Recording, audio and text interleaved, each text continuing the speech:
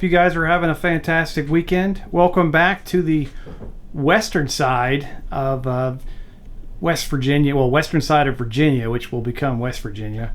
And this will be the Battle of Rich Mountain. July 11th, my wedding anniversary, a couple years before it, 1861. General McClellan, after his masterful victory, at Philippi, ordered General Morris to proceed down the Staunton-Parkersburg Turnpike, which is this road going down the center of the battlefield. I am looking north right now, and basically move towards Laurel Hill.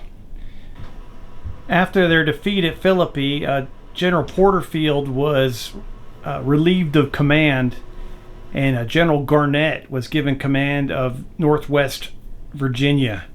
So he had a General Pegram underneath him. General Magruder is here too. He was not actually at this battle, but I brought him along just for fun because he was in the last battle.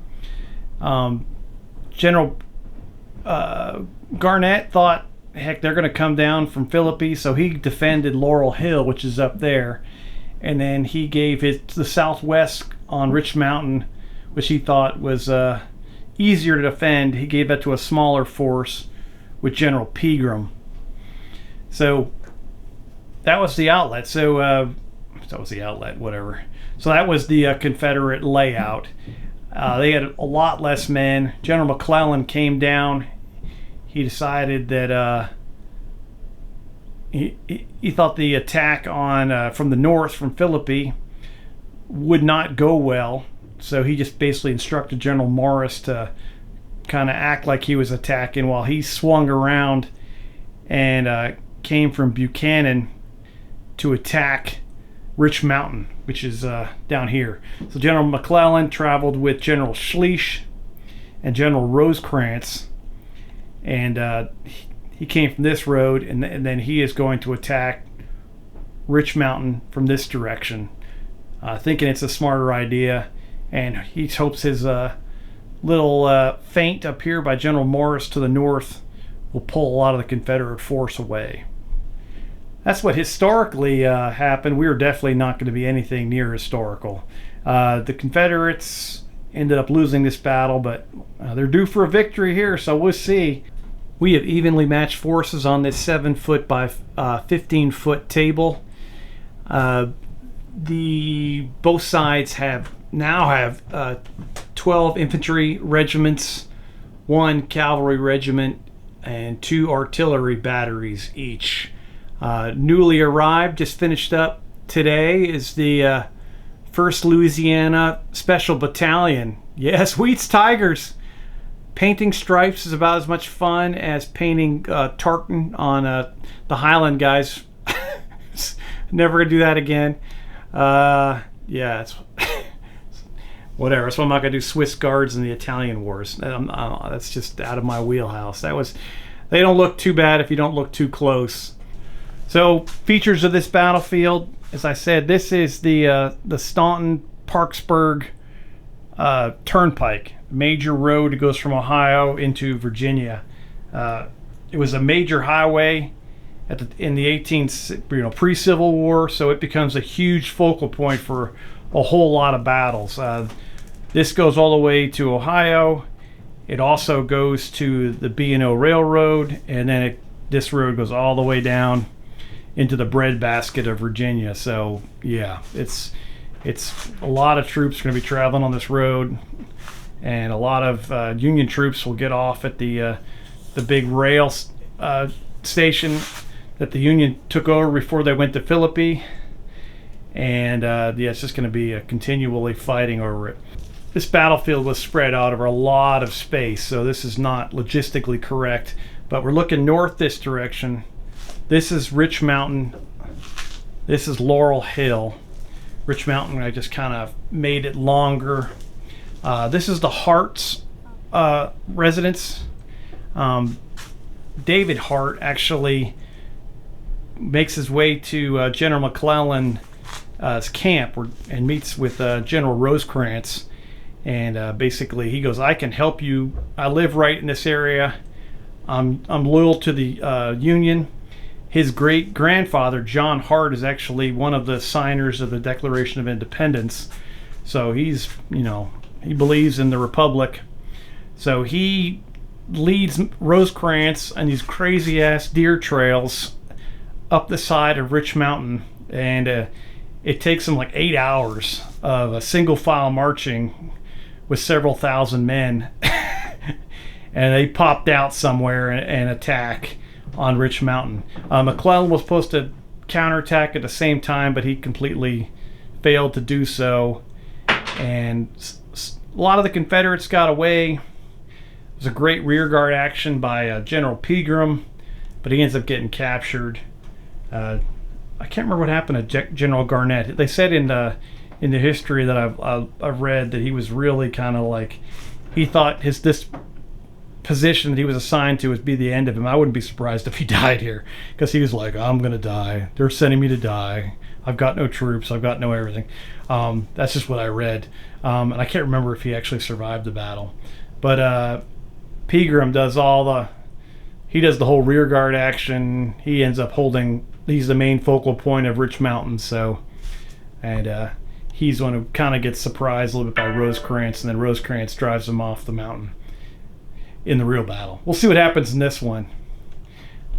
To kind of simulate the David Hart, who was 22 years old at the time, leading Rosecrans on this night tiptoe through the tulips up the side of the mountain. Rosecrans's brigade is going to come in on turn 3, and then it's a random place. I'm going to roll dice. I've got little, like 1, 2, 3, 4, 5, and 6. I'm going to roll on turn 3, and whatever dice pops up, they're just going to pop in at that location. So I have no idea where it's going to be. That'll make it kind of fun. So I mean, they can pop up in several places right behind the Union, right at the Hart homestead. So I'm right behind the Confederates, excuse me. So Magruder could be in trouble immediately. So we'll see. It could be a little bit of fun in this one. But when it starts off, for the first 3 turns or 2.5 turns, the Union's going to be outnumbered.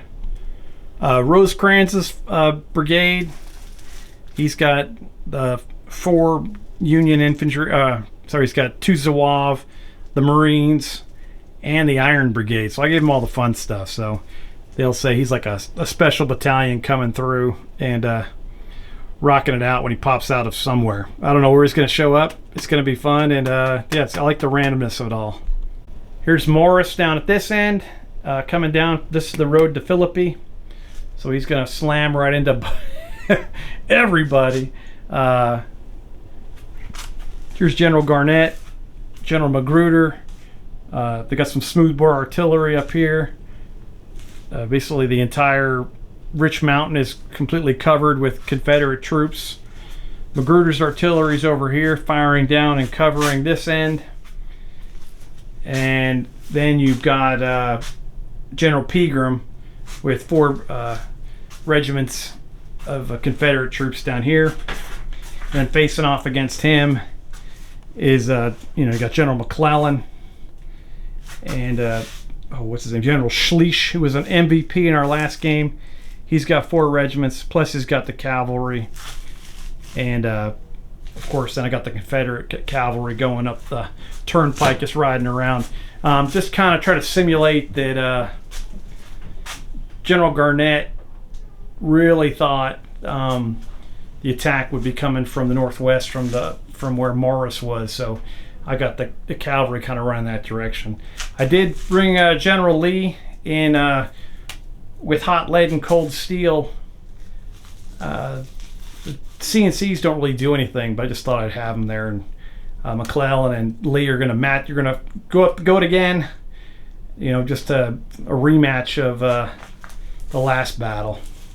And the Louisiana Special Battalion, just because they just got painted and they were so much fun to paint stripes, I'm going to make them the only really experienced unit on the battlefield.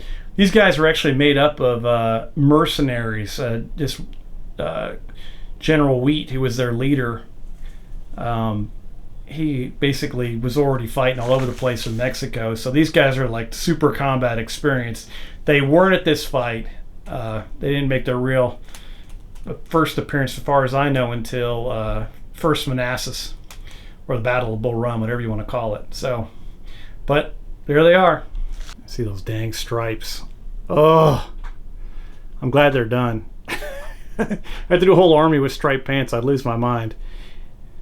And they've got just like the Iron Brigade, they've got the double standard thing going on, the way you're supposed to do things. Just gotta look at them from the front too. Yeah, they came out okay. I'm pretty happy with them. All right, I'm trying to think if I missed anything. Got a little bit of, stone walls will be hardcover, split rail fences or snake rail fences. They're going to be just soft cover. Woods will provide cover for anybody's in them, but mostly the trees are out here for eye candy. And the ammunition wagons aren't really doing anything. They're just out here for fun. I might put that one near the artillery. But this is going to be hot lead and cold steel. Be my second game of it, so don't expect me to be an expert, but should be a good time.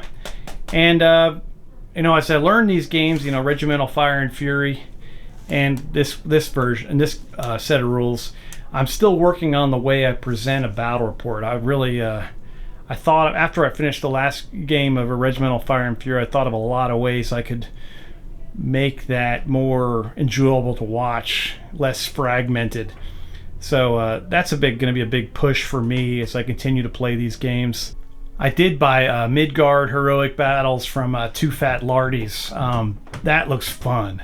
So I'm going to do a lot of that one as well. I'm really going to enjoy that. I think I'll do it between that, Oathmark, and Lion Rampant as well. Those will be the big systems I'll be hitting. Also, I want to do some sharp practice at some point, a very large one with using a full deck of cards. So hold on to your hats. We're going back to July 11th, 1861 for the Battle of Rich Mountain. Once again, using with hot lead and cold steel, which is an awesome set of rules. Hang in there, and we'll be right back with our roll for ADCs. All right, welcome to turn one. Lee versus McClellan, 1861. Boom! Let's do some ADC availability for both sides.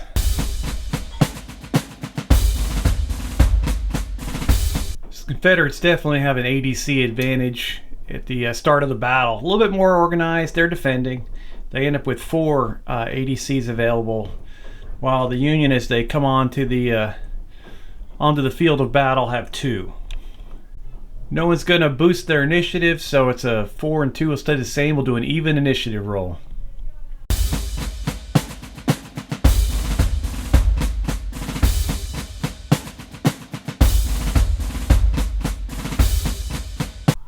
There's no rallying to be done on the first turn, so the Confederates will kick off into the artillery phase. And yes, these cannonballs are going to start flying. Also, because my wife is so awesome, she got me new cotton balls when she was at Walmart yesterday. So now I've got some fresh and so clean cannonballs. I'm pretty pumped. It's the little things. All right, here we go. Up on top of Rich Mountain, we've got Magruder's. He's got rifled artillery battery. They're going to unload counter battery style across the valley at McClellan's artillery battery, or Schliess's, as they come onto the battlefield to make their attack for Rich Mountain. 2 shots needing 7 pluses against Union artillery across the valley. I forgot that was first fire. It was an additional +1 from those Confederate guns. They did get 1-6, so 2 points of damage are done to this Union artillery battery across the valley. All right, and I'll take the first fire off, and the Union guns will immediately counter battery back at the Confederates on the hill behind the stone wall. These are not field works, they're just a stone wall, so No bonus there. With their first fire, it'll be exactly the same. Looking for 6s, 2 shots. They return the favor as those Confederate gunners go scrambling as round shot goes flying through their batteries, taking 2 casualties. Garnett's smoothbore artillery firing counter battery against the Union rifled artillery. It's over here where Morris is on the northern end of the turnpike. Coming in from Philippi. They're going to welcome them. All right, they're not quite as good against with counter battery, but they're still going to fire in on them. They're at long range. Looking for 7s with 2 shots. Pow! They rock them for 4 casualties over here. Rosecrans, these aren't Rosecrans guys, sorry. These are Morris's guys. They're going to shoot right back. I'll throw some cotton on them, and they're going to fire counter battery style against the Confederate guns.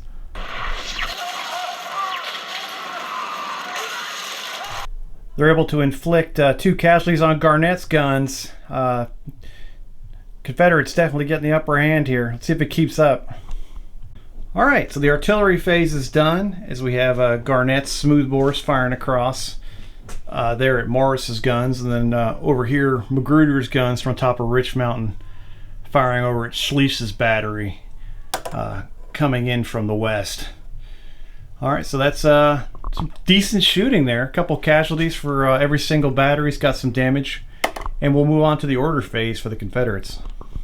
All right, General Pegram, who is down here on the on the base of Rich Mountain, he will shift over to his right, get within command range of his cavalry. He's going to try to issue them 2 orders to move towards that tree line over there, that hill, and then hopefully in the future dismount and get enfilading fire onto the Union troops. Pegram has consumed 2 of the ADCs of the Confederates having 4, so that'll be a little bonus to this move. Looking for a 3+ on this.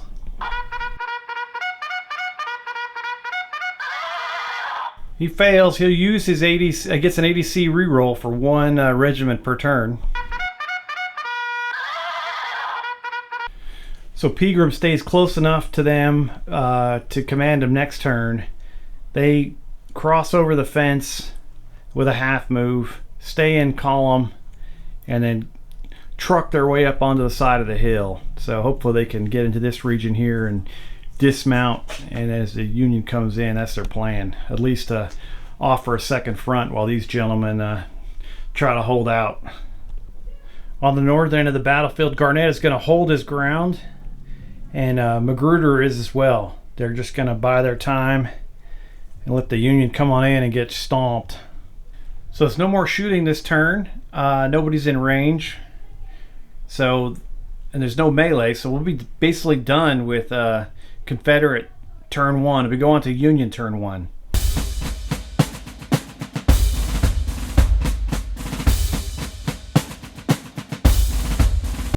All right, I did catch a mistake right away before I start. For every time you take casualties, you have to take a morale check.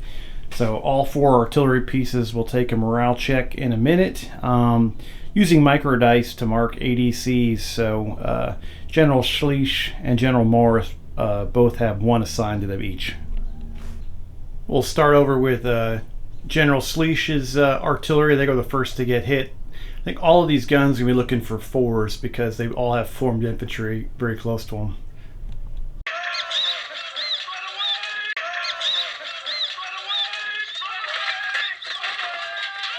All right, General McClellan sent some orders before the battle to General Morris to demonstrate some authority, and he will try to advance his boys 2 moves heading towards the Confederates. All right, Morris is a competent officer. He has 1 ADC attached. His brigade is in multiple lines, so he'll get a +2 to this roll. All right, Morris's brigade from Indiana, the 6th, the 7th, the 9th, and the 13th Indiana Move forward at the quick time, 20 inches. Can't fire this turn, but they're demonstrating as they move down the turnpike towards the Confederates. Under the watchful eyes of General McClellan, General Sleesh on the south side of the battlefield order his 4 infantry regiments plus his artillery regiment to quick time, move forward. Probably going to have his cavalry dismount and cover his flanks now that the Confederate cavalry is trying to outflank him to the left. He has 1 ADC and his units are in multiple lines.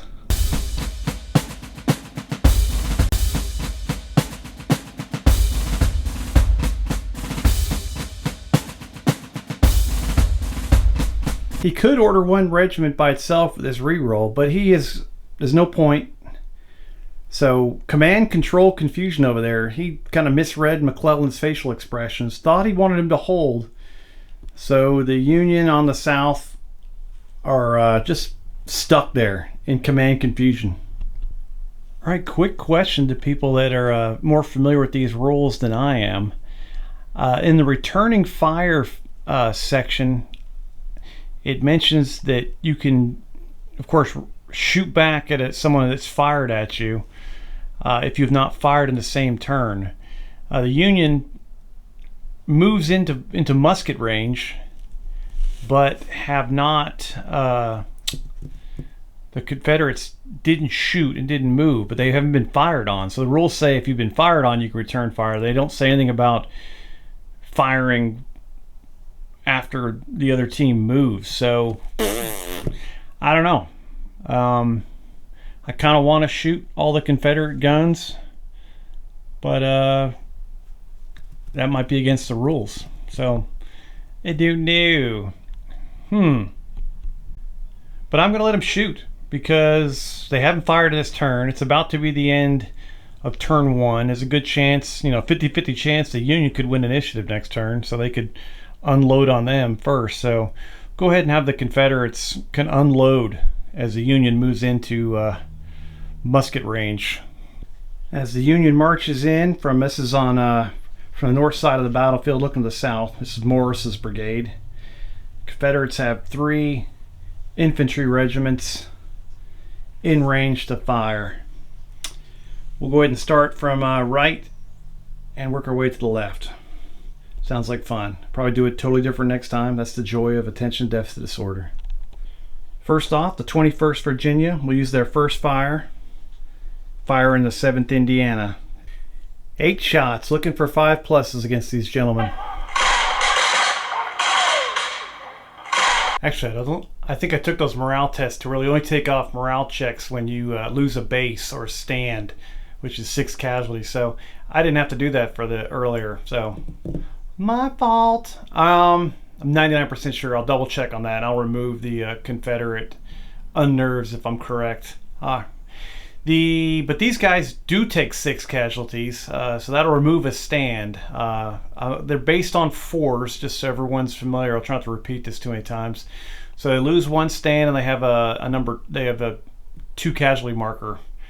So they'll have to take a morale check as they move down to I think an average battalion from a large.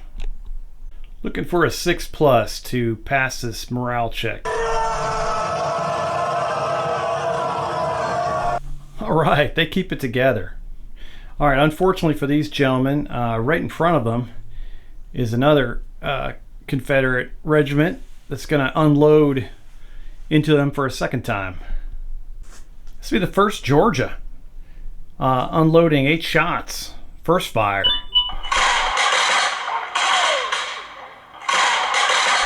Holy cow, they wallop them. They hit every single one of them except for 1. 7 more casualties. Be right back. So they get smoked down to a unit coherency of 11. So now they're considered a tiny unit. This is going to be a much more difficult morale check to keep it together. Get that colonel a natty light as he passes. It keeps his troops motivated. Holy cow, 7th Indiana doing the Hoosier State proud as they lose half their number in that crossfire from the as they marched into the Confederate firing squad. Ouch. Thankfully for them, that was rough. The 9th Virginia up here on behind the stone wall is going to shoot down at the 9th Indiana at long range. They suffer some casualties, but they are not reduced in size. So they do not have to take a morale check. And I didn't have to do that on the artillery until they take 6 casualties. So I'll remove both of those unnerved checks off them. I apologize. Going back and forth between 2 different rule sets can be problematic. Yeah, I'll get on it. I'm going to constantly try to improve here, buddies. All right, that's the end of that. There's no other shooting. And that'll actually finish turn 1 completely. I'll pick up those unnerved off the Confederate artillery pieces, and we will head into turn 2, where we will do ADCs and initiative. So at the end of turns, I will do a quick just kind of flyby over the battlefield. It's straight in my mind, but it might not be straight in yours, so I think it'll help enhance the overall feel of the battlefield so you can know what's going on. Since it is kind of busy, we've basically got 2 fights right now that'll turn into 3 different fights as the battle progresses. So start off, we had artillery counter dueling at both ends of the battlefield. Some casualties were done, but all 4 of the batteries are morally intact with some casualties. General Morris, at the command of General McClellan, moved forward to basically capture the attention of the Confederates here, and he sure as heck did that as his troops move forward, and they are greeted by a hail of musketry from 3 Confederate regiments, just absolutely shredding the 7th Indiana, and the 9th Indiana also taking casualties. Union has not been able to fire back because they did the quick time, so 2 moves, you're done. The Confederates had held position and not moved.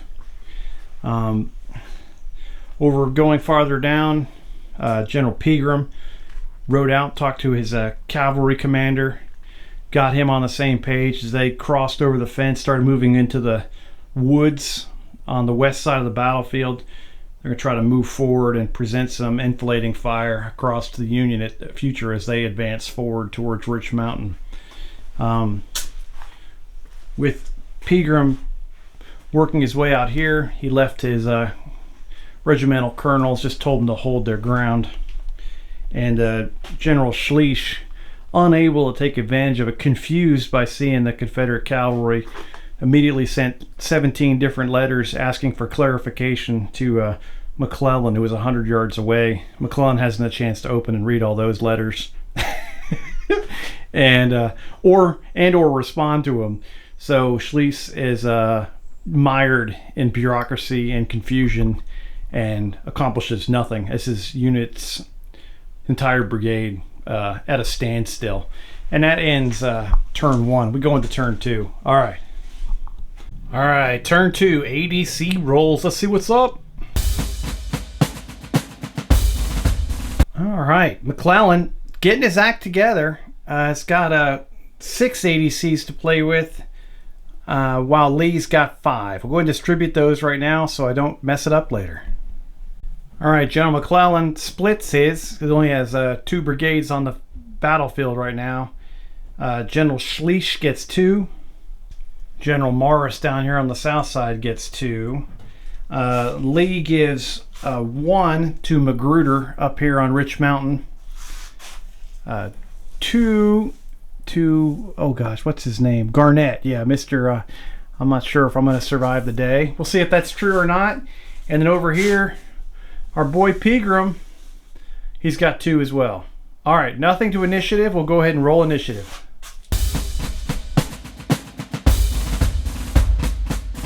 The Union rocks that initiative like you wouldn't believe it. All right, let's see what happens.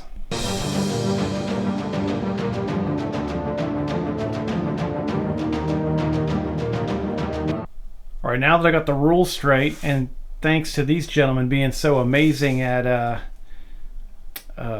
rolling their initiative roll, especially that Indiana unit. Which unit's that? The 7th Indiana. I can't believe they actually passed all their checks. That was great because they got hammered. There's no rally checks. So we go into the artillery phase. Start off with Morris's. They're going to fire a solid shot, try to waste our Confederate artillery counter battery style. 2 shots, needing 6s because they are rifled artillery.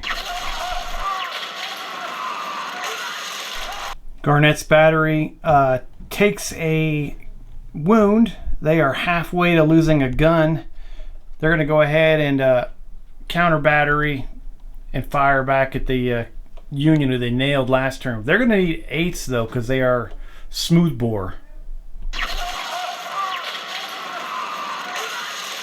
Uh-oh, they can't find the range again. They no damage that time.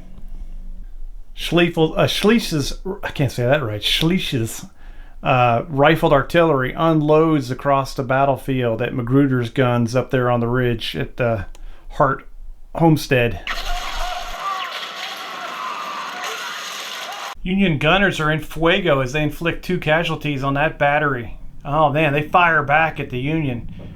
They are also rifled artillery, so they'll need 7s. They hit G Company, raising them up to 4th U.S. Artillery, raising them up to 3 casualties. They're halfway to losing a gun stand themselves, so these guys are doing decently, hammering away on each other, trying to get them out of the game. Then they can engage the infantry as soon as possible.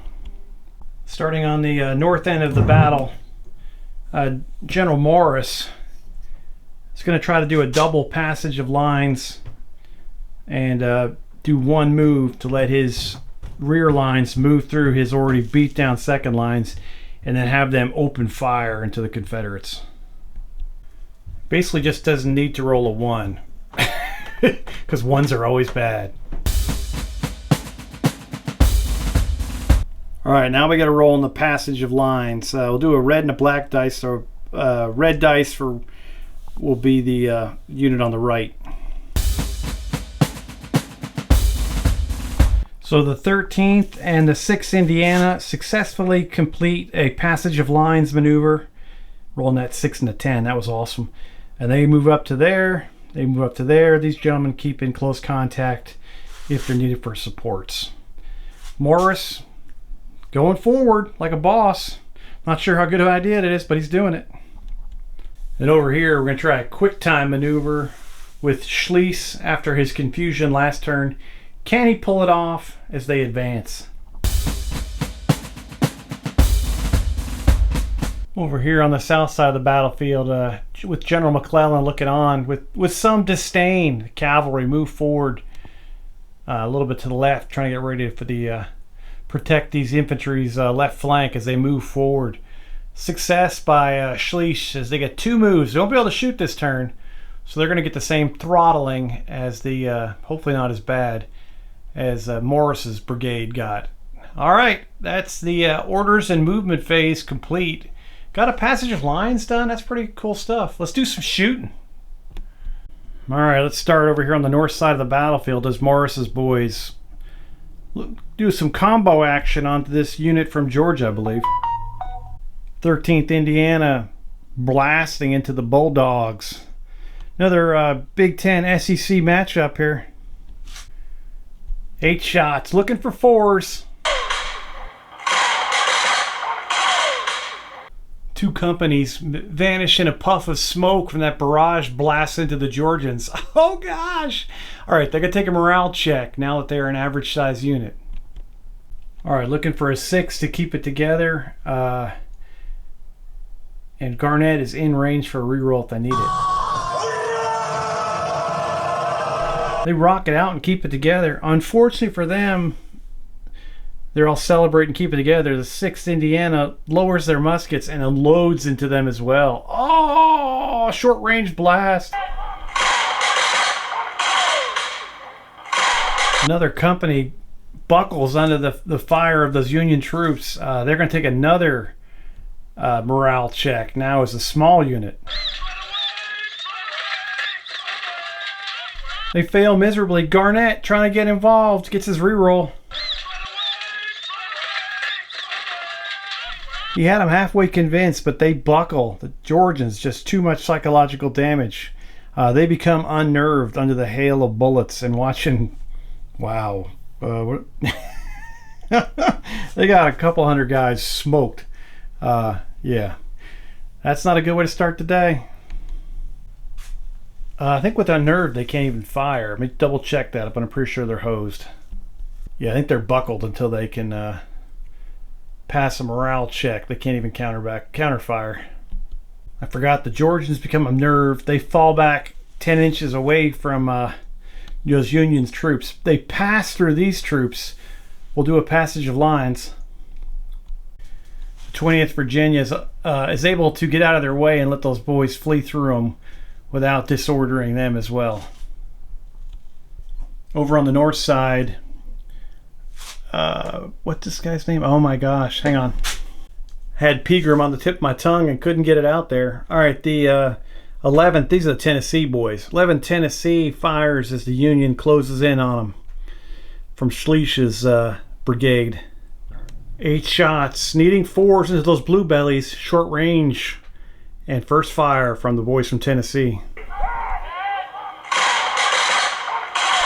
3rd Ohio takes 6 casualties. They'll have to take a morale check as a smaller unit, needing a 6+ because of the formed infantry right near them. Plus they get a reroll if they miss.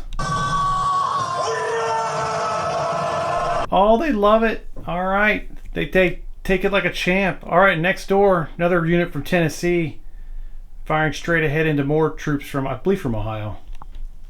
No, it's the 7th Tennessee against the 14th Indiana, another SEC Big Ten matchup.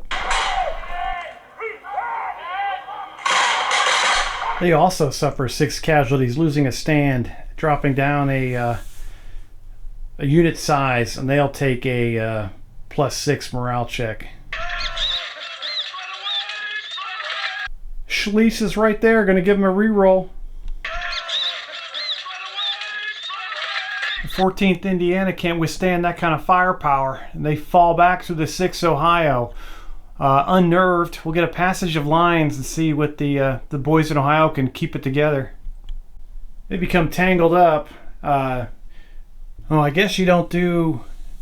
I'll leave it alone now, but starting next turn, you don't do a passage of lines when someone runs through it. That's another morale check. So I should have done that for the Ohio unit. So the Confederates got a break, and now the Union's got a break. So we'll just leave it alone after that. But any units that become unnerved or panicked and run through another unit, they will trigger a morale check.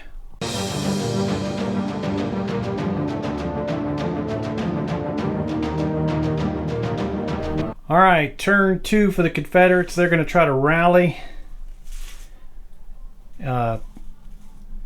What's his name? Garnett going to try to bring the Georgians back from the brink. Not a good pep talk. He's going to try one more time. All right, the Georgians pull it back together again. That was the only unnerved unit for the Confederacy. So now we'll go ahead and do movement for the orders phase for the Confederates. Start down here at Garnett. He's probably going to advance one move and then fire. The Georgians will not be able to be in this one, so he's going to have to position them well. With his 2 ADCs, he makes it. Garnett's guys do a wheel and are going to get enfilading fire into the Union here. Also, the 27th Virginia marches forward to take the place of the Georgians. We're also going to get fire from the top of the ridge line here. Magruder's heard rumors that there's forces under Rosecrans somewhere in the hills, so he's going to hold his ground. And then going down here to the south side, Pegram's going to try to order the cavalry to do 2 moves and see how far they can get, and the rest of his troops will hold firm. Virginia cavalrymen execute a successful quick time maneuver, moving forward 1 full move and then using their second move to do a maneuver to dismount and form up into an extended line, start firing on the Union from the side. All right, since the down here on the north side, sorry, up on the north side, since Morris's troops have already fired, they will not be shooting anymore. We'll go ahead and start with the 9th Virginia up on an elevated position, firing down into the 6th Indiana. That's kind of enfilading fire in itself. Looking at the quick reference sheet, I don't think there's a bonus for enfilading fire, so that kind of, maybe that's in the morale check or something. I'll come across that later, but basically they've lost both flanks to the Confederacy here. Not looking good. All right, so these guys will actually get an aim shot because they're able to lay their rifles on that fence in front of them. They'll get a +1 for that, and then it's a short range, another +1. 6 Indiana gets melted, losing 8 guys. Basically, that's horrible. 2 companies. They move down to a large unit for the morale check. That is a, you'll need a 6+. No time like the present. Morris is going to use his 1 reroll. No point, you know, I might get lucky later on. 6th Indiana becomes unnerved, retreating back to the 9th Indiana. They're going to take a break test themselves to see if they can keep it together. They are able to keep it together. Now we get this blast into these gentlemen. First fire at short range from the 20th Virginia. They take 5 casualties as they get hammered.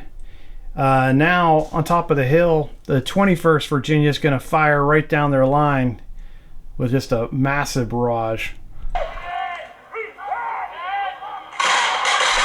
13th Indiana is gunned down to a small regiment now after suffering heavy casualties from those 2 well, basically an L-shaped ambush they just walked into. Ouch! Another break check. They become unnerved, running through the 7th Indiana. Will take a break check themselves, and they're a tiny little unit. But they are able to pass the break check. Oh, and their morale's... Oh, Morris's command is getting incinerated by these 2 combined Confederate brigades, even though Magruder's only committed 1 regiment so far. But, whoa, that's horrible. Over here on the north side, Pegram's guys have already shot, so that'll bring turn 2 to a conclusion. What a nightmare for the Union. So far, the Unions had over 1,000 men killed or wounded in the first half an hour of the battle. Have made basically 0 progress, just getting slaughtered by the Confederates. The Confederates have lost 300 men, a little bit over, but that is nowhere near as horrific as the Union's losses. McClellan trying to find a desk to write his letter of resignation on. He's getting, oh gosh, it's horrible. Just waiting on Rosecrans is the only thing that's going to keep this alive. We got to make a rotation around the battlefield. So at the end of turn 2, ouch, the 14th Indiana has become unnerved and retreated back through the 6th Ohio, who got away with having to take a break check on a technicality. There's no VAR in the Civil War. 3rd Ohio's taken some casualties as they advanced on the Confederates' front line. Still have a whole nother line to go. Pegram should be returning back to the battlefield here in a minute because now he's got his cavalry dismounted in position to cover their flanks. The rest of his line is not even engaged yet. Union and Confederate artillery still continuing the duel, pretty much even there. Magruder's command just staying in reserve, or keeping a ear to the ground, waiting for Rosecrans to come out. They heard that rumor that he's out in the woods somewhere. Boys from Virginia are doing awesome. 9th Virginia, 20th Virginia, and I forgot the other regiment over there. They have just sliced and diced Morris in basically a U-shaped ambush. 21st Virginia. Give these guys a trophy. 1st Georgia did get cut down a little bit and was forced back, but they've rallied now after seeing their boys do so phenomenally. And the Union, 13th Indiana is unnerved. 7th Indiana's lost over 50% casualties. 6th Indiana's lost over 50% casualties, and they're, well, almost 50%. They're unnerved. And the 9th Indiana's also taken heavy casualties, but they're actually maybe the only thing really effective that Morris has left over on the north side. And we'll head into turn 3, where Rosecrans will make an appearance on the Union order phase.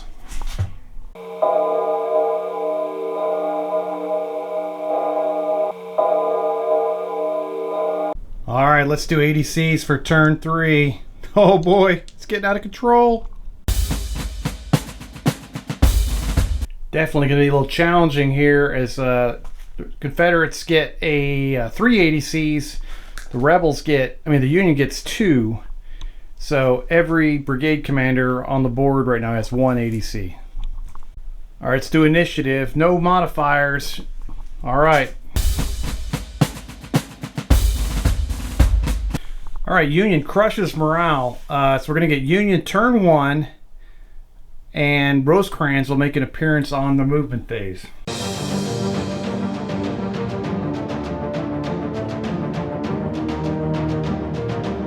Let's just go ahead and see where Rosecrans is going to come in at.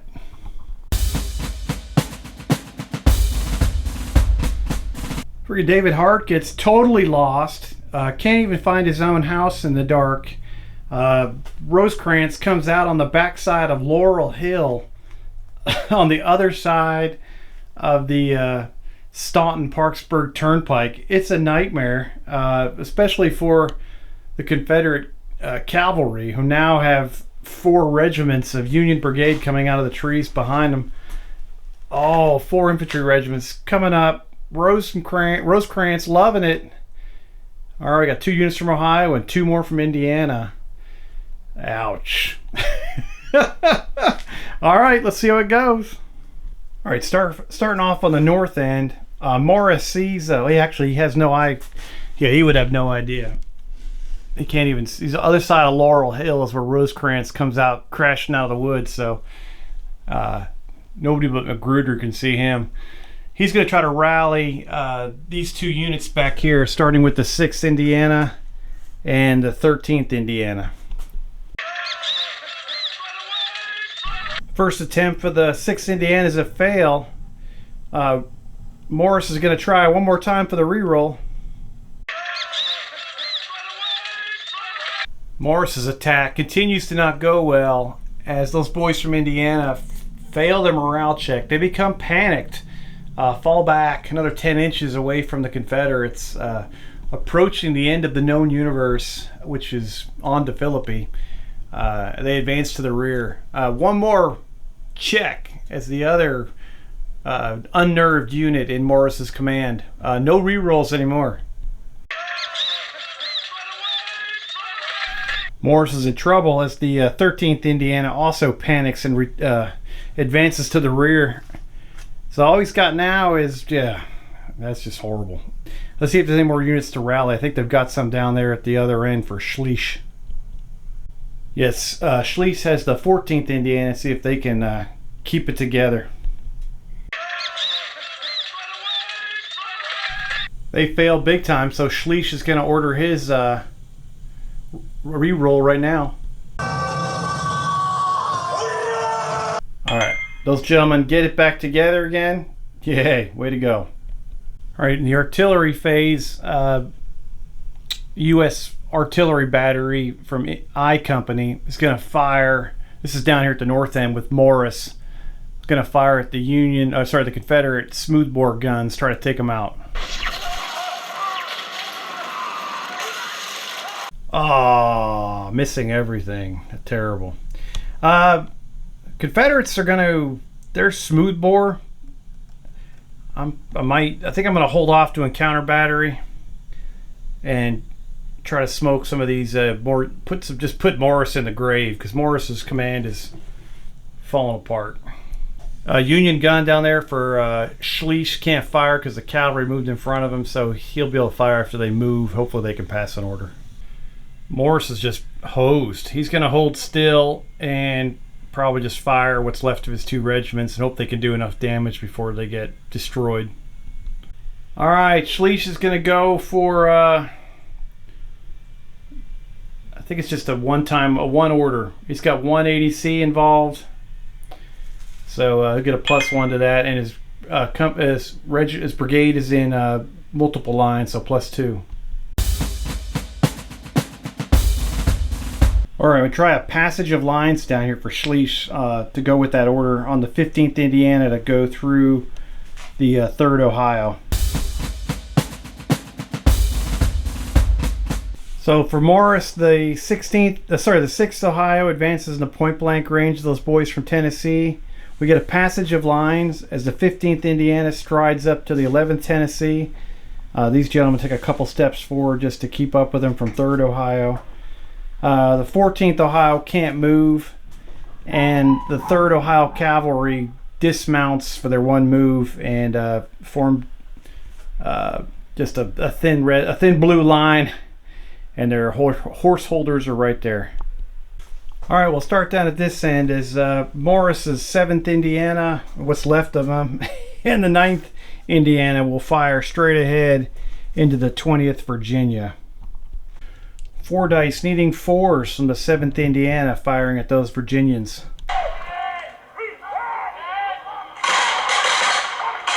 Well, they score 3 hits on them. Morris, not liking the results, will switch over to his other units. They unload into those same unit.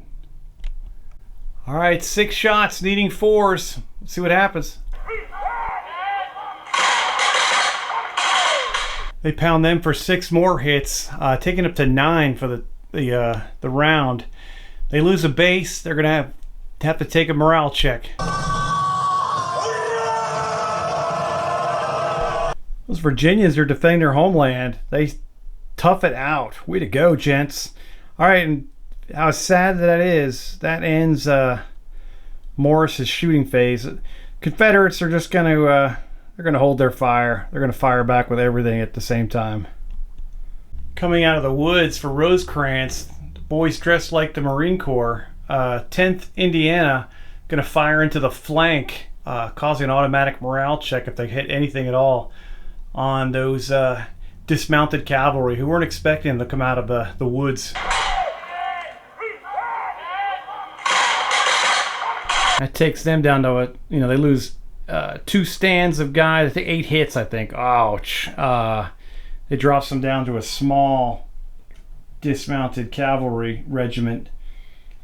They've got to automatically take a break test anyway because of they're hitting the flank, and they'd have to take one for losing basically over 6 hits. So, woo, that was brutal.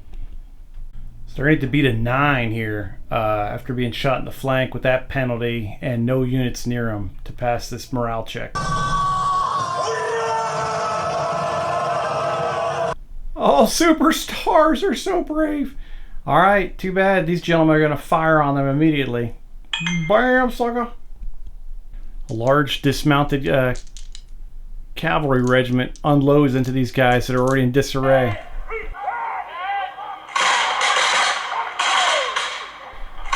They take 5 more casualties from that barrage as they are stuck in their own L-shaped ambush. Oh no, it's not just the Confederates that can do it. Now the Union's popping them. Now they got another break chest needing another 9. After those Union skirmishers knock them knock them for a loop. The rebels remount their horses and skedaddle. They are unnerved. They scamper back 16 inches over the fence. Pegram also goes with him, getting closer to his own troops as he falls away. And that'll be the end of those guys shooting. Now we'll move on to these gentlemen firing at point blank range at the Confederates on the hill. Well, they're on the hill with them. So this is 6th Ohio under Schliess's command, firing their first fire, basically like in the kitchen against these Tennessee boys. It's going to be a +3 with the first fire.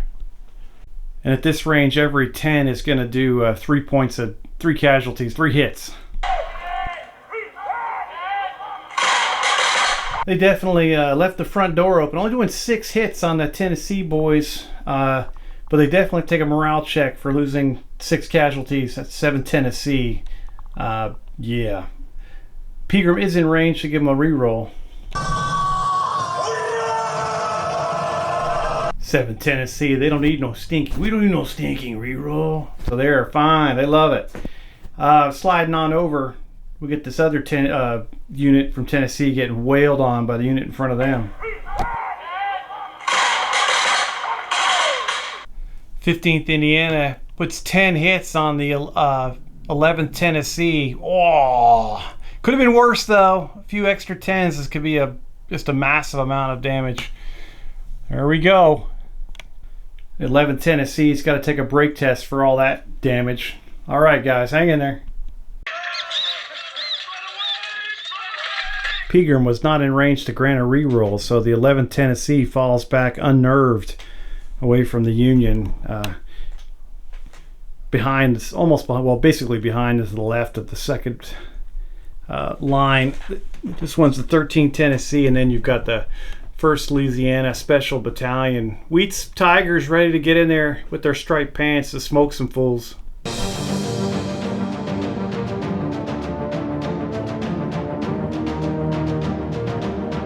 Alright, that finishes Union turn 3 as we move on into Confederate turn 3. Confederates are going to start off with their favorite red-headed stepchild to beat on. They're going to shoot at Morris like there's no tomorrow. He's only got a +1, but Garnett's going to go for a charge here. Might not move everybody that far, but definitely the 21st Virginia is going to try to go down the hill and slam into the 7th Indiana. Give him the old rebel yell.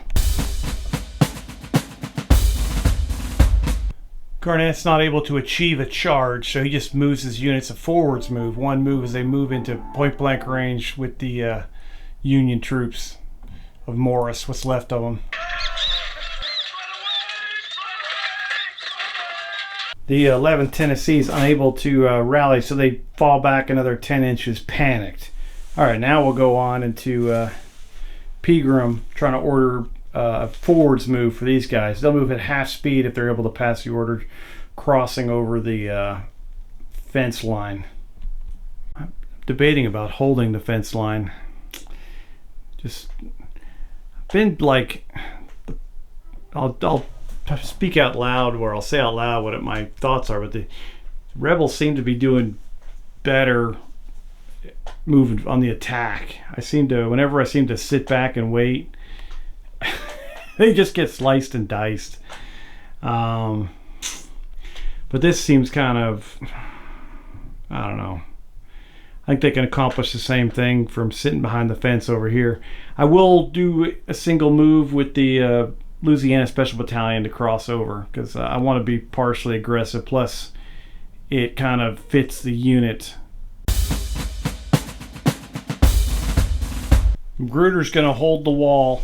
Plan right now is hoping to wipe Morris out either this turn or next, and then basically sweep the battlefield with Magruder and Garnett's forces coming down the turnpike, and then just wrapping up the Union left.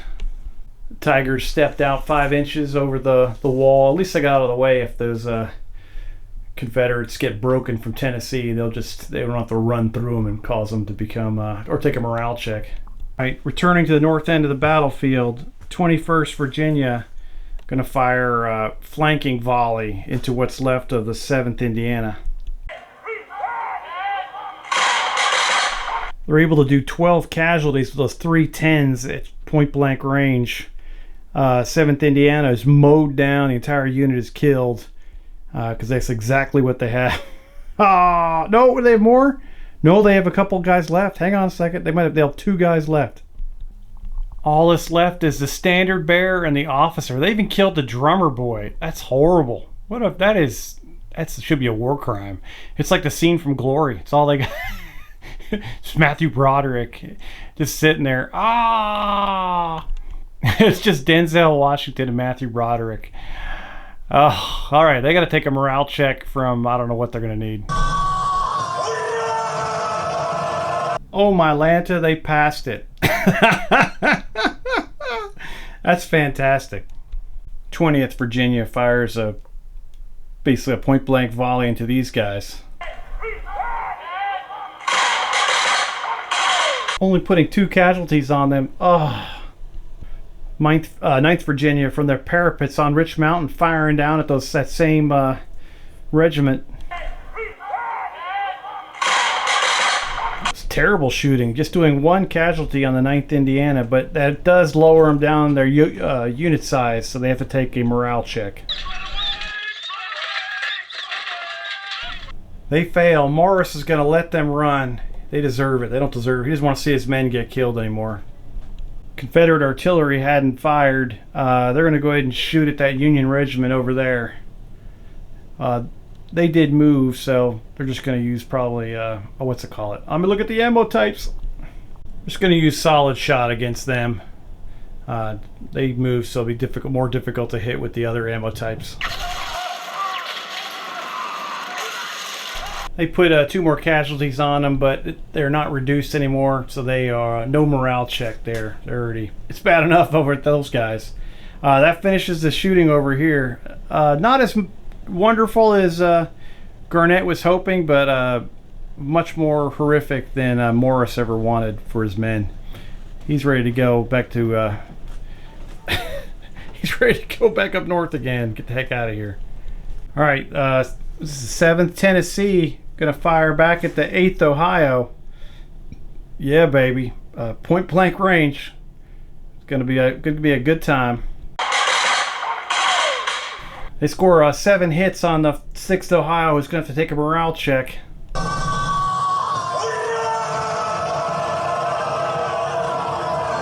And that's what they needed. They will hang in there again after that barrage.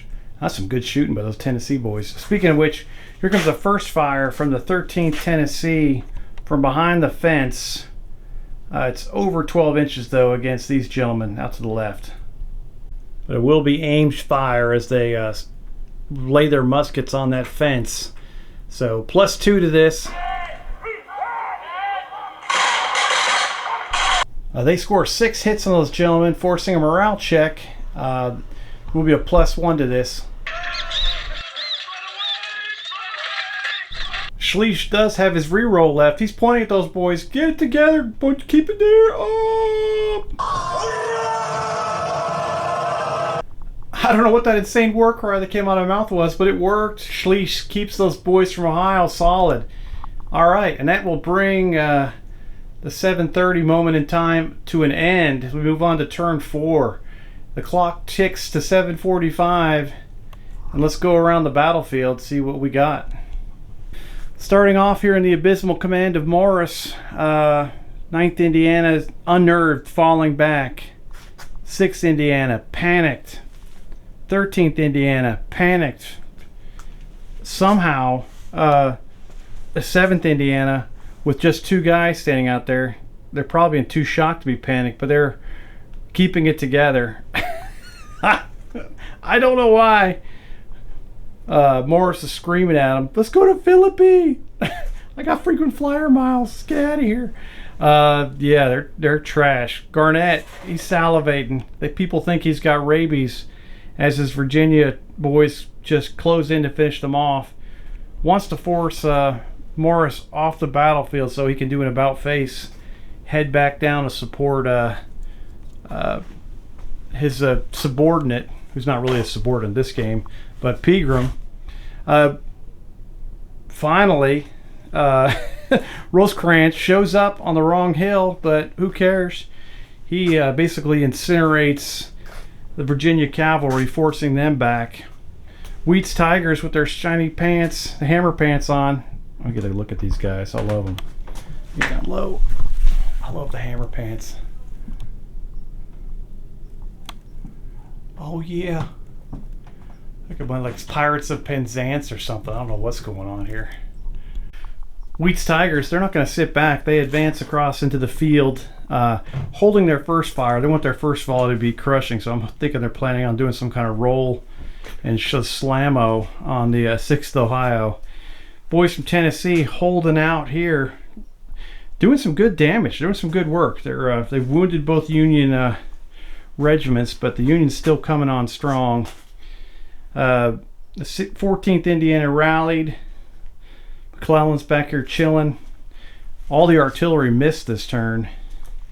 Got a Tennessee unit holding the flank over here on the snake rail fence, dealing damage like a boss. And then the panicked 11th Tennessee on the edge of the world, getting ready to head back to Beverly. And yeah, that's it. Your boy Magruder's up here just chilling, waiting to get in the battle. But he's holding the high ground on top of Rich Mountain. So that's what the Union's objective is, but if they can't push him off, they're going to continue to dominate this turnpike for at least for a little while longer. All right, let's go on to turn 4. I forgot to add on, update on casualty counts from the battlefield. Estimated counts so far, the Union has lost 1,900 killed or wounded. The rebels have lost 1,100 killed or wounded. It's over 3,000 men. Whoa, that's terrible. All right, that was in 45 minutes.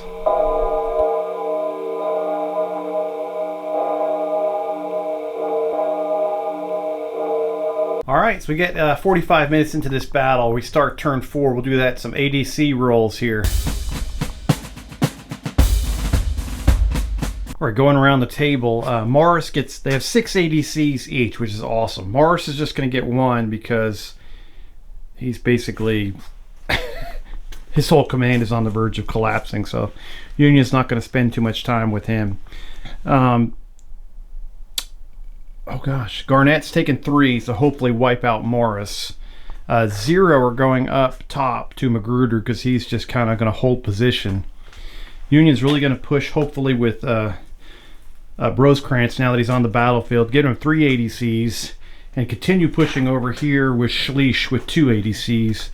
And then we've got 3 ADCs opposing Schleich over here with your boy Pegram.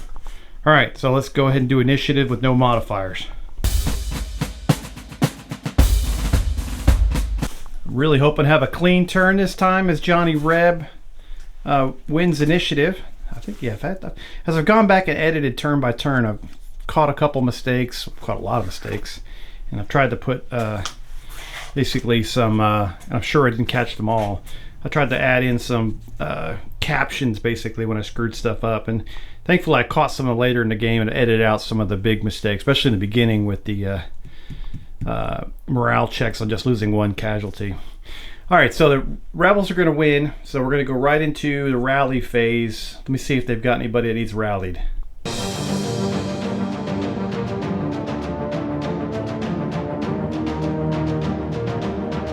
Just the 11th Tennessee. We're panicked on the edge of the world, out of reroll range, so let's see if they can keep it together. Oh, awesome. That's some serious Tennessee courage there, as those boys from the volunteer state get their act together right before they fall off the known universe. So they're going to sit there this turn, but they can get back into combat here. In the artillery phase, Magruder's artillery battery is going to unload with their rifled artillery shots against Union guns over here of Schleich.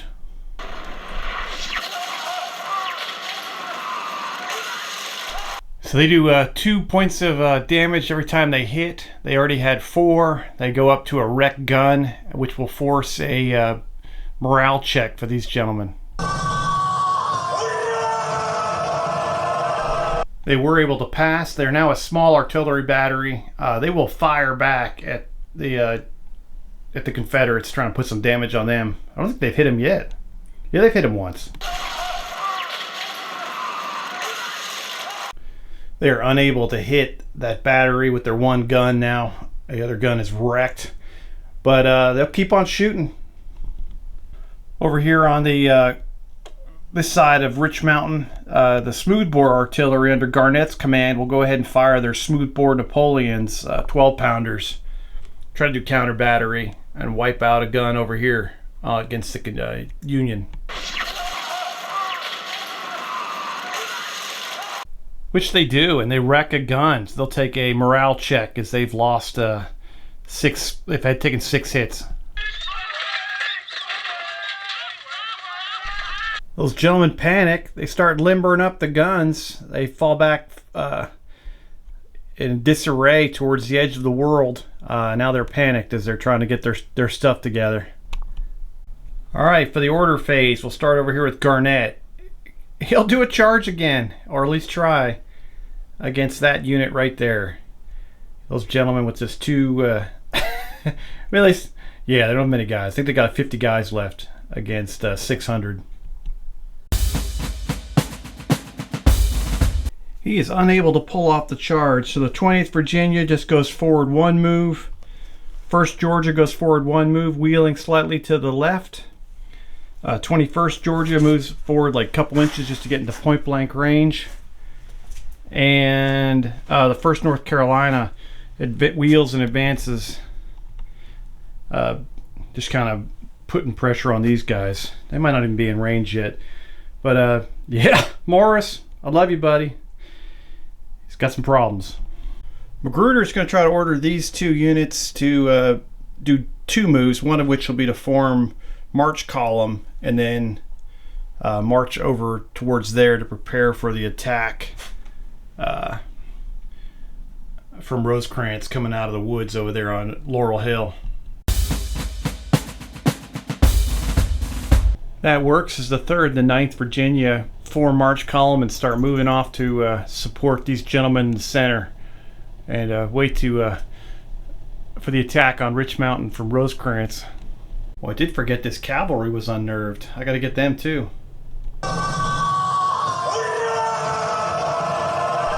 14th Virginia Cavalry, they get their act together again and start reforming. They will doing nothing this turn.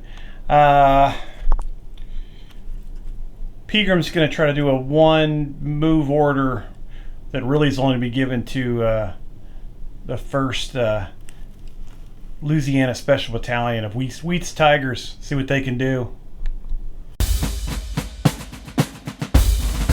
I was going to roll them to the left so I could fire into these gentlemen, but I totally forgot Rosecrans was in the woods, so they kind of rolled slightly to the right and tucked in with the Tennessee unit, and they're just going to wait on Rosecrans's guys to come out of the woods and try to take on that entire brigade by themselves, because that's the kind of guy they are.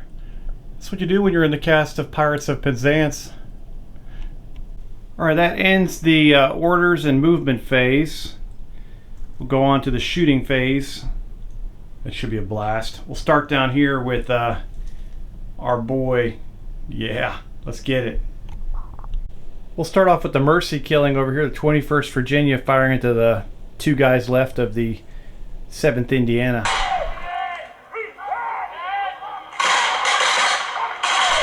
The 7th Indiana is killed to a man. They are wiped out. Morris grieves for his one of his regiments as they are destroyed. Now we roll over to the 20th Virginia, and they'll fire a shot at these 9th Indiana boys. Prepare to fire. 5, 2, ready.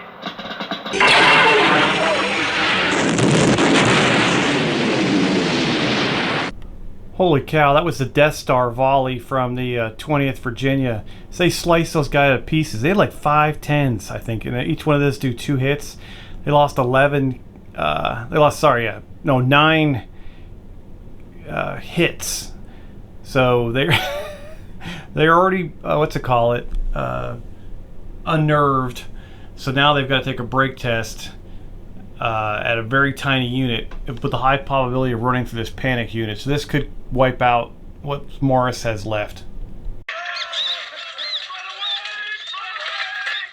Morris is not going to bother. He wants his boys to get home, what's left of them. So they run, they pass through that unit, and they have to take another break test.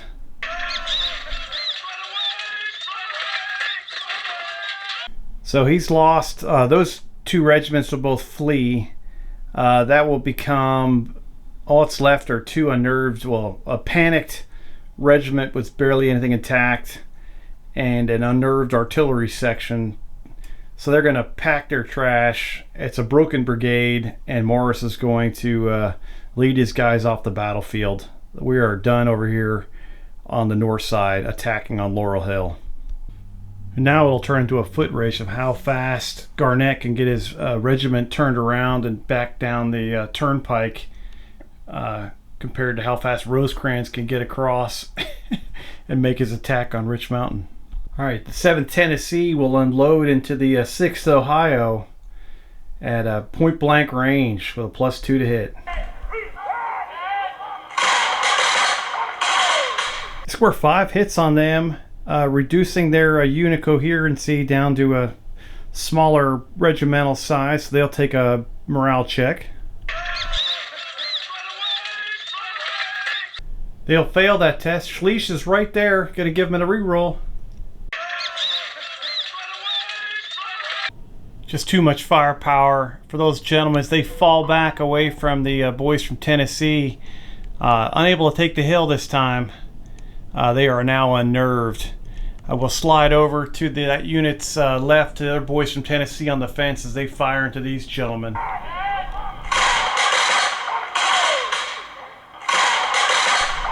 Putting 4 hits on the 15th Indiana as they try to drive on the Confederates' left flank. Let me do some quick counting and see if that dropped them down a size. I'll force a break test as they drop down another unit size. That will unnerve the 15th Indiana as they force their way through the 3rd Ohio. They will now have to take a morale check, see if they can hold the ground. They are able to keep it together. Barely. That's all right. Oh, it's not looking too good for Schleich over here as he's getting pressure. Yelling for Rosecrans. Maybe looking down the turnpike and seeing Morris's guys retreating back to Philippi. That'll end Confederate turn 4 as we head into Union turn 4. All right, rally phase is going to be a lot of work for Schleich as he works over here with his boys. The unnerved 15th Indiana. See if they can rally.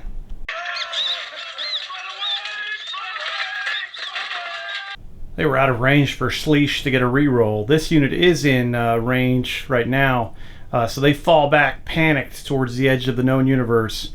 All right, these gentlemen doing the same thing. Schleich getting involved, trying to keep him from breaking. Oh boy, they panic and fall back through Schleich's artillery brigade. They're going to have to try to take a check to see if they keep it together. All right, they man up and keep it together. Oh, tough rally section for old Schleicher. Not looking good. On the order phase, gonna go for one move. Probably try to pivot his 2 remaining regiments that are in fighting condition and fire on these gentlemen. He is able to get that order off, form a firing line between his 2 last infantry regiments and the dismounted cavalry. They will try to take these boys out of the equation. Rosecrans in the woods, he's got to go for 3 moves. If it turns into a charge, so be it. He doesn't care. He's got to get involved. He's got 3 ADCs. It could get crazy here. Rosecrans leads an insane charge off the crest of Laurel Hill down into the 1st Louisiana Special Battalion. Wheats boys, they're going to stab him and cut him up and send him back to Ohio in a box. Oh, making some Buckeyes for dinner. All right, thankfully or intelligently, which I usually don't hear very much in my commanding skills, I held the fire of Wheat's Tigers. So they're going to get some kind of blast at these gentlemen as they come running in like crazy people, but they're dressed like Marines, so maybe they're acting like Marines. I don't think you can charge cavalry, but that unit didn't quite reach them anyway. So there's Rosecrans's boys coming in hot. Yes. What an awesome attack. Yes, baby. All right, I'm going to start off with the dismounted cavalry firing at this regiment from Tennessee. Just inside 12 inches, letting them have it with their first fire. Whammo, 8 casualties, or 8 hits, taking them down to a smaller unit, killing off 2 companies of infantry. Ouch. All right, let's do a break test for these guys. They fall back behind the snake rail fence unnerved. This regiment, I don't think can see anybody more. Let's get down to the eye level. There's a ridge right there. And they can't fire at the Zouaves because they're mixing it up in hand to hand. We'll be first fire though, so looking for 5s. No, it'll go back up to 6s because they're in cover behind the wall. They did not drop down a unit size, so they will not have to take a morale check. All right, I think my first, I think it might be my first charge in hot lead and cold steel. Let's see how this works out. Do some quick reading. All right, first things first, Wheat's Tigers have to take a morale check as they get rushed. Which they pass. Now they get a point blank range shot with first fire because they came from 3 moves away.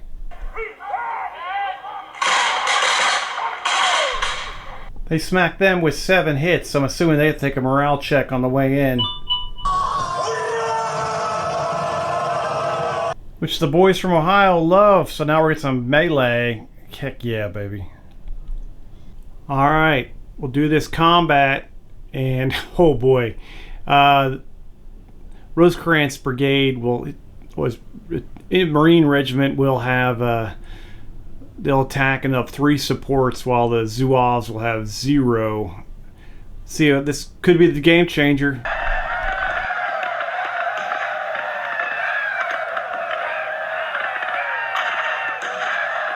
So the Louisiana Tigers were rolling 8 dice, hitting on 6s. The Union were rolling 6 dice because they got shrunk down a size on the way in by that barrage.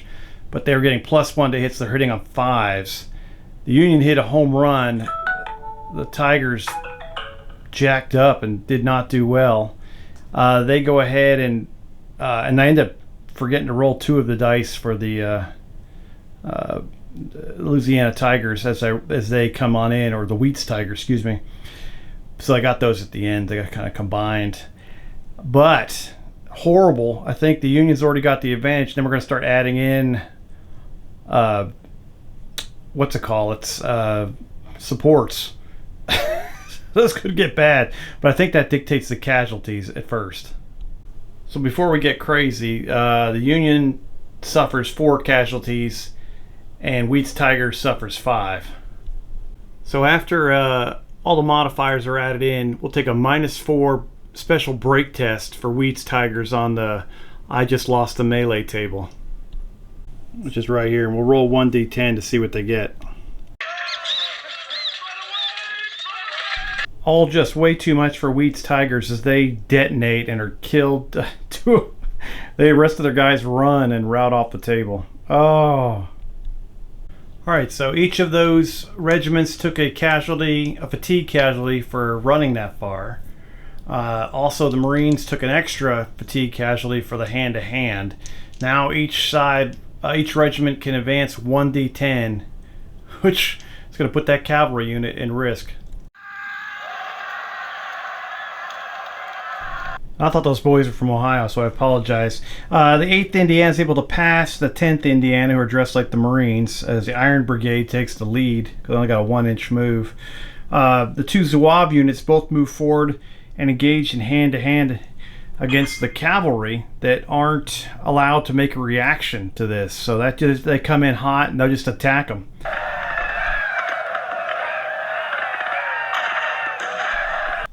The Zouaves will inflict 6 casualties on the cavalry. The cavalry inflict 2 back on the Zouaves. So they're winning by 4. And then the Zouaves get 3 supports. So there'll be a -7 break test for the cavalry. The cavalry will rout. Rosecrans is going to stop right there. He likes the fence. Plus, I think his boys are exhausted. The Zouaves take another fatigue casualty, losing a base. Not 6 guys, just they lose a company there. And that is the end of the melee phase and the end of turn 4 as we move on to 8 a.m. Whoa, that was awesome. As turn 4 ends, Morris's brigade has completely been destroyed or routed back to Philippi.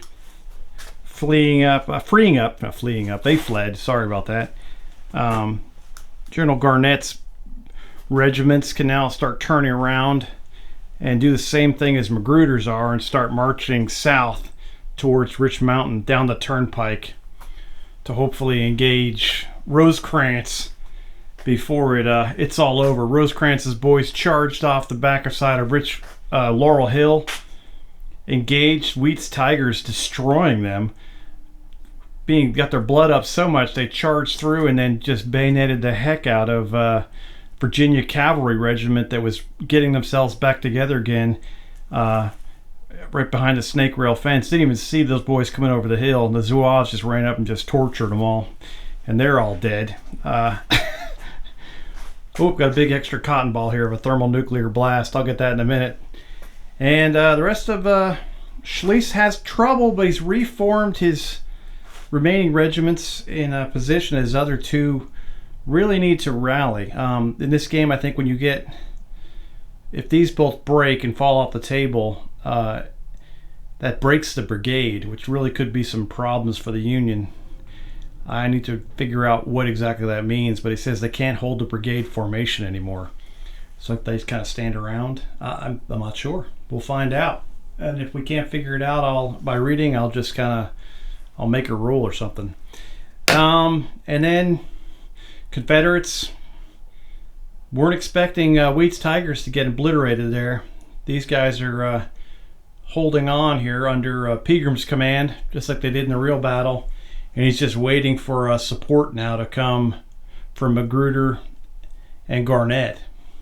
All right. And we'll see you at 8.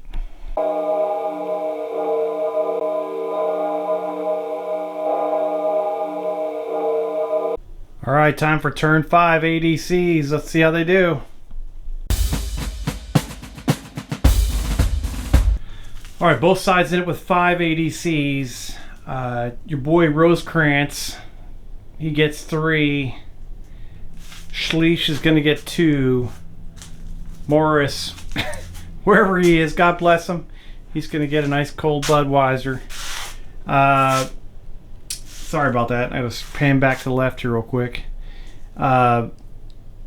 Pegram is going to get 1 ADC, and then just to get these guys going faster, to get them to Pegram's rescue as fast as possible, Magruder and Garnett are both going to get 2. Oh yeah, it's initiative time. Confederates are going to win the initiative. Let's see if we got any rallying to do.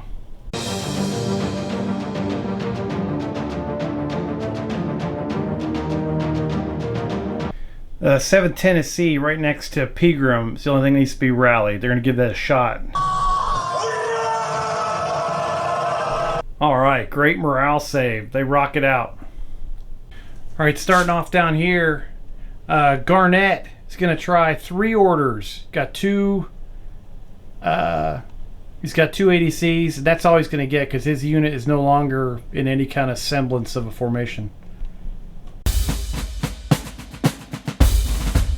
Garnett's guys get 3 moves. 1 move to get into march column, and 2 down the... they start advancing down Laurel Hill back towards the south end of the battlefield. They all take a fatigue casualty for that, and that gets Garnett done. Next up will be... he's just going to do 2 moves for his guys. No, he's going to go for 3-2, Magruder.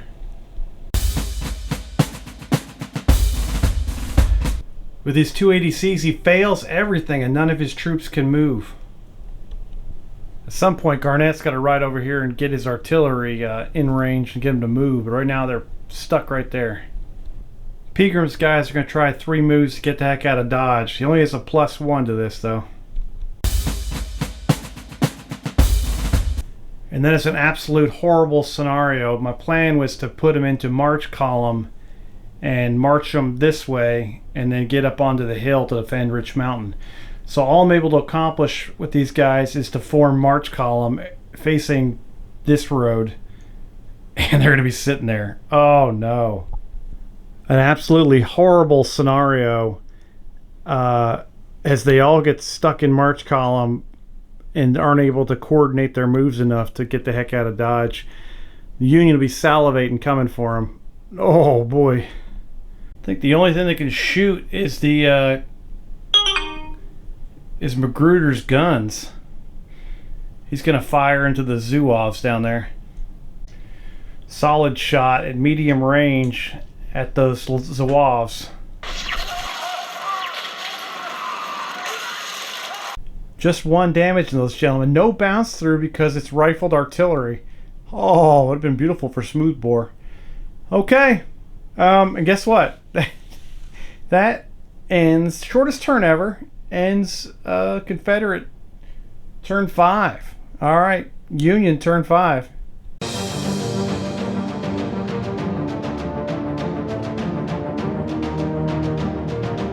Oh, let's have, well, yeah, we got to do it. Let's start off with the boys. They're going to try to pull, they're going to go for a charge. He gets a +4 to this because they're in, what's it called? Oh gosh, multiple lines, and they have 3 ADCs.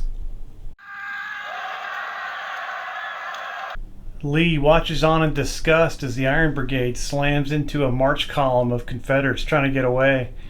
Oh, into the rear of them. Here they all come. It's going to be absolutely insane.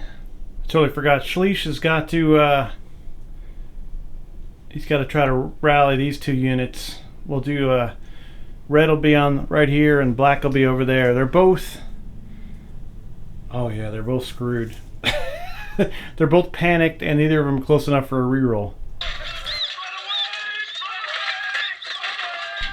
McClellan watches in disgust as another group, 2 more regiments of the from Schleich's brigade flee the battlefield, bringing the total of number of troops that have fled to over 1,700 men have taken off and fled. These guys are going back to the other way. They're going to try to work their way back to Philippi too. It's just not looking good. Running out of options, but he's going to keep pushing the attack just because Rosecrans is a bad mother, you know what. Thankfully, Schleich has a brigade of 5, so he doesn't become a broken brigade. He's going to try to move forward 1 move with his what's left of his regiment, or brigade, excuse me. Schleich's 2 infantry regiments wheel forward to engage the front march column of Pegram before they can escape. Meanwhile, his cavalry dismounted. They basically wheel left and form a very thin firing line, waiting for Garnett to come down the turnpike to engage them. Start off with this 1st regiment from Indiana. I believe they're from Indiana. Hang on, no, they're Ohio. 3rd Ohio and the 14th Indiana will both engage this Tennessee regiment, the 13th Tennessee, in march column. Looking for 6s to score some hits. They are reduced to a small size regiment, so they're going to have to take a break test, or morale check, excuse me. Pegram's right there, going to give him a reroll. Pegram's able to keep them together just in time for a second volley to come in from this Indiana regiment. That unfortunately shrinks them down to a tiny unit. Oh, it's going to be a real tough morale check. No reroll available. They unfortunately become unnerved and run down the road towards Beverly, trying to get away from the Union onslaught. Pegram out there alone waiting for his last regiment, just about to get hit in the back end. I think they... Hang on, let me look and see if they might be able to flee here. Now, they could do an early withdrawal and move 12 inches. Unfortunately, the Union brigade had only used about 1.5 of their move, so they can keep on trucking. They will catch them. If they catch them, they will catch them, but they'll be closer to this regiment if they moved another 10 or 12 inches, which would... it would be smarter tactically just to sit there and take it. Otherwise, they're going to get hit, and then they're going to follow through and hit one of these two units afterwards. But right now, they cannot reach them with the distance they'd have to travel if they hit them right there. So they're going to sacrifice themselves for the greater good of the Confederacy. Oh, gosh. It's going to be horrible. Well, after reading the rules, they might not have a choice. They have to take a -2 morale check. They can't have a reaction to being charged in the rear. And also, if you get hit in the rear, you don't get to attack for the first round. So they're going to get smoked with a capital S. Let's see if they can pass this morale check. It's going to be horrible. So all of Pegram's nightmares are going to come to fruition as the 7th Tennessee takes off running. The Iron Brigade has plenty of room to catch them. They slam into their rear. They bring all their boys with them, supported by 4, and they're going to get 8 attacks unopposed in the first round of combat. Let's see if let's see how these boys do without even getting to attack back. 8 dice hitting on 6s. Here comes the Union. Oh yeah, baby. So they're going to score 6 hits on these boys, and they're going to win by 10. Oh, 9, sorry. So that'll be a -9 roll for these gentlemen to see what happens on the break test. So they rout. The Iron Brigade will take a second casualty. And now all 4 of these brigades are going to roll 1d10 to see how far. I think they add some stuff to this too. That's horrible. No, they don't. Sorry. They add 1d10 to this roll to see how far they go. And Rosecrans and the Iron Brigade, they end up just short of Pegram's 2 remaining regiments that are beat down. They're basically staring down. They're between a rock and a hard place because here's the end of the universe right here. And that'll end turn 5 if we move on to 8:15. That was a pretty amazing turn for Rosecrans' boys. And they take advantage of Pegram's screw-up as his boys tried to form up into march column, but just couldn't do it with that much duress as the everybody was bearing down on them. But they tried to get up there to Lee, but they got caught, they got crushed, they got sliced, they got diced, and we'll see what happens. Ending up turn 5, we've got Rosecrans down here just crushing Pegram, just driving him towards Beverly. Schlieff has got 40% of his regiment destroyed, or sorry, 40% of his brigade annihilated. Command and confusion for our boy Magruder. Maybe he doesn't want to help him. Maybe he owed Pegram some money. He's not coming. Garnett, though, streaming to the defense of his subordinate, trying to get down there. And Lee just watching on in disgust. And McClellan, too, is just this turn, several hundred guys run past him, taking off towards Beaumont. Killed, wounded in action for the hour mark of this conflict is getting closer, as the Union has now lost 2,600 men, 1,700 fled or are missing, while the rebels have lost 2,000 plus, and they have 1,000 lost or missing.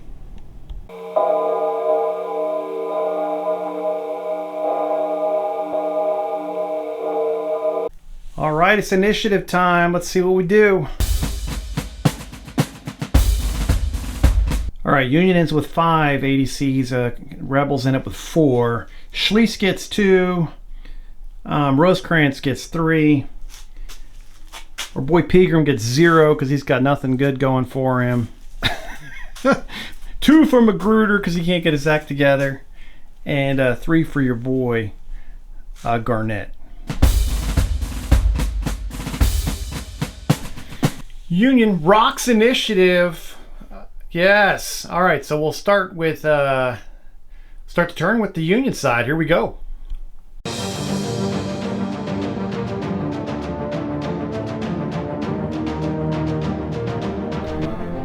They have no inner rally, so they go right to the artillery phase. They got 1 gun left. I'm gonna go ahead and blast away, needing a 6, I believe. No, needing a 7. Counter battery style against the guns across the way. Oh, the Brickashaw. They're going to go ahead and fire, but the Confederate guns are going to go fire right back at the Union, try to smoke them if they got them.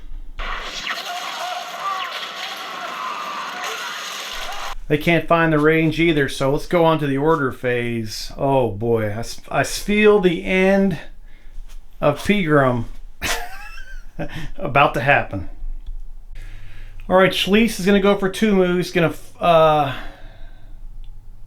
well, hell, he might. No, yeah, he'll go for 2 moves. They're going to form into march column and then march their way, and then this direction, and then hopefully next turn form back into line.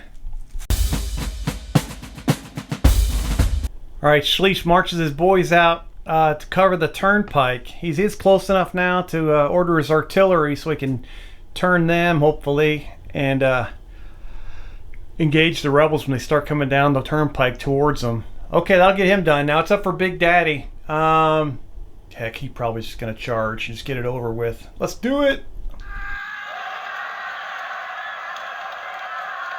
8th Indiana slams into the 11th Tennessee in the flank. Nothing they can really do about it. If they run away, they leave the board. So they're going to have a -1, the Tennessee boys, and only roll half their dice against the juggernaut from the Iron Brigade. Here they come, baby. Union gets 6 hits. The Confederates were able to score back 2, which is pretty good. Unfortunately, with supports, the other 3, that'll render the Confederates making a -7 break check,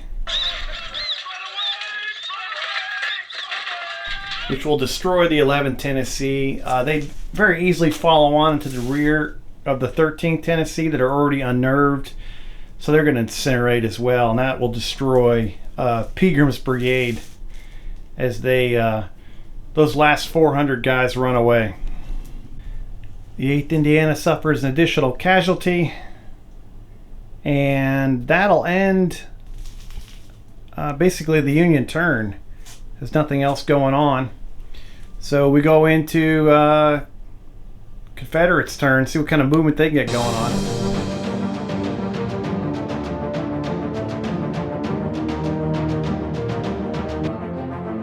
All right, Garnett's going to try another triple move, get down there, take another casualty. The rush is over. He threw a double move because now that Pegram's already toast, there's no point going and killing yourselves to get down the battlefield. Garnett continues to march down the battlefield, looking pretty hot. Is he getting into that point where he needs to change formation? Doing a little bit of Frederick the Great. These guys marching in and line and then forming column. The Union's got to get it turned around now. It's facing the right direction. Lee might want to retreat, even though he's only symbolic. Last up, Magruder moving down the battlefield. He's also going to go for 2 moves.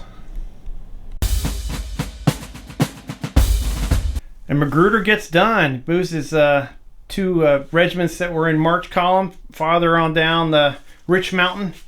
And then 2 of his units cross over a stone barrier, moving at half speed. And then they head down into the turnpike in line formation. So he's ready to do battle. Should be maybe, hopefully next turn, but definitely the turn after. These guys will be slugging at each other. And as we finish up the turn, not much happened this time except for what's his name getting destroyed over here. Pegram getting just, well, he was like a dog that was needed to be put down. Poor guy. Him and Morris, but the end were just destroyed. A little bit counter battery, mostly maneuvering, just getting ready for the final phase of the battle here as Confederates come steamrolling down the. Actually, if you think about it, the Unions actually got behind them and cut them off from the rest of Virginia, so they need to gut down this. They've cut off their route of escape, but they might charge right through them. We'll see what happens. All right, see you in the next turn, buddy. I think we're heading to 8:15 or 8:30 or who knows what time it is. The bells will ring now.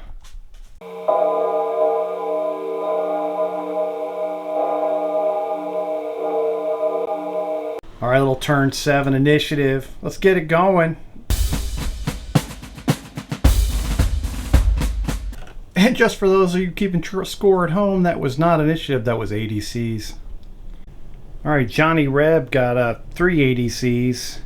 So Magruder gets 2, Garnett gets 1, and the Union only got 2 ADCs, so 1 each for Schleich and your boy Rosecrans. And Lee did retreat back to the Hart homestead. So I'm not going to be on the front line of this stupid battle. Now we'll do some straight up initiative rolls. All right, gents, this is big.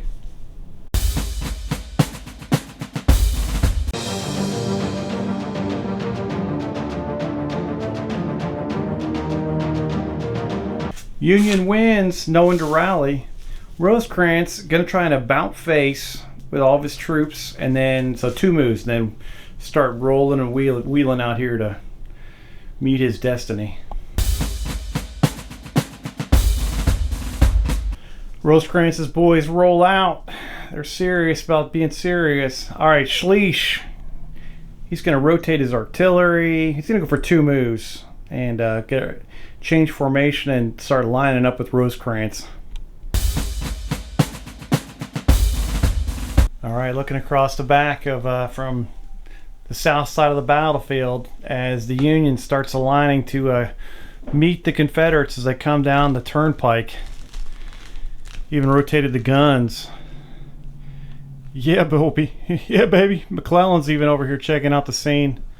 All right, no one's in range. It's Confederate time. Oh, look.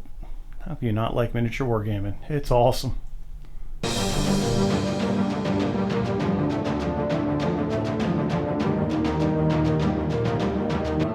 All right, Magruder, 2 moves with his 2 ADCs. What can he do? All right, Garnett's battery is going to try to move on its own. It's just sitting down here doing nothing. He hasn't had time to come back and get him. As Magruder's first 2 regiments have moved. I got to move the other 2 in a second. They're able to move up and they suffer a fatigue casualty to get there, so they won't be shooting this turn. Now I'll move the other 2 of Magruder's infantry regiments. Uh-oh, looking like it's going to be ugly over here in a second. Now I've got 2 artillery pieces, or sorry, 2 artillery batteries. Now, and they're going to have the high ground. Yeah, it's going to get ugly. See if Garnett can finish the deal here by moving down the line. Garnett's going for 2 moves. One to get out of formation, or one to get back into line, and the other one to move forward. And that could be a game changer. Garnett's going to try to put 1 formation into line. It'll be the 21st Virginia. Only thing they can shoot is C Company from Lee's battery, or actually who belongs to Magruder. They got the rifled artillery. They're going to fire counter battery at the Union guns that have now kind of creeped into the edge of the woods.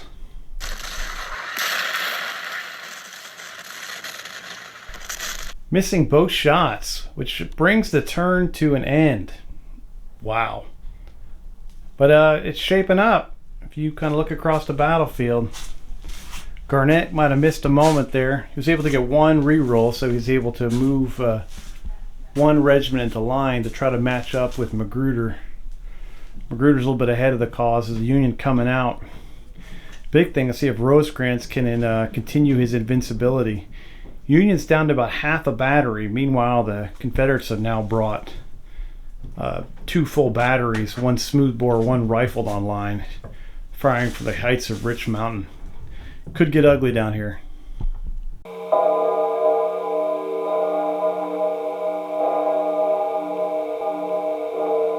Oh, this absolute slaughter is brought to you by the good folks of Canada Dry. I'm just kidding. I just like drinking them. All right, here we go, baby.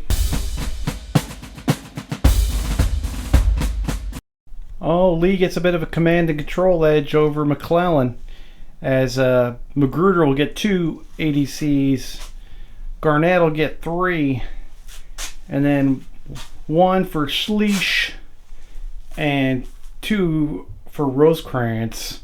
Let's go for initiative. Here we go. Who cares about that? McClellan, while Lee's patting himself on the back, snatches the initiative and orders Rosecrans to move forward and unload. He's going to go for 1 move and shoot.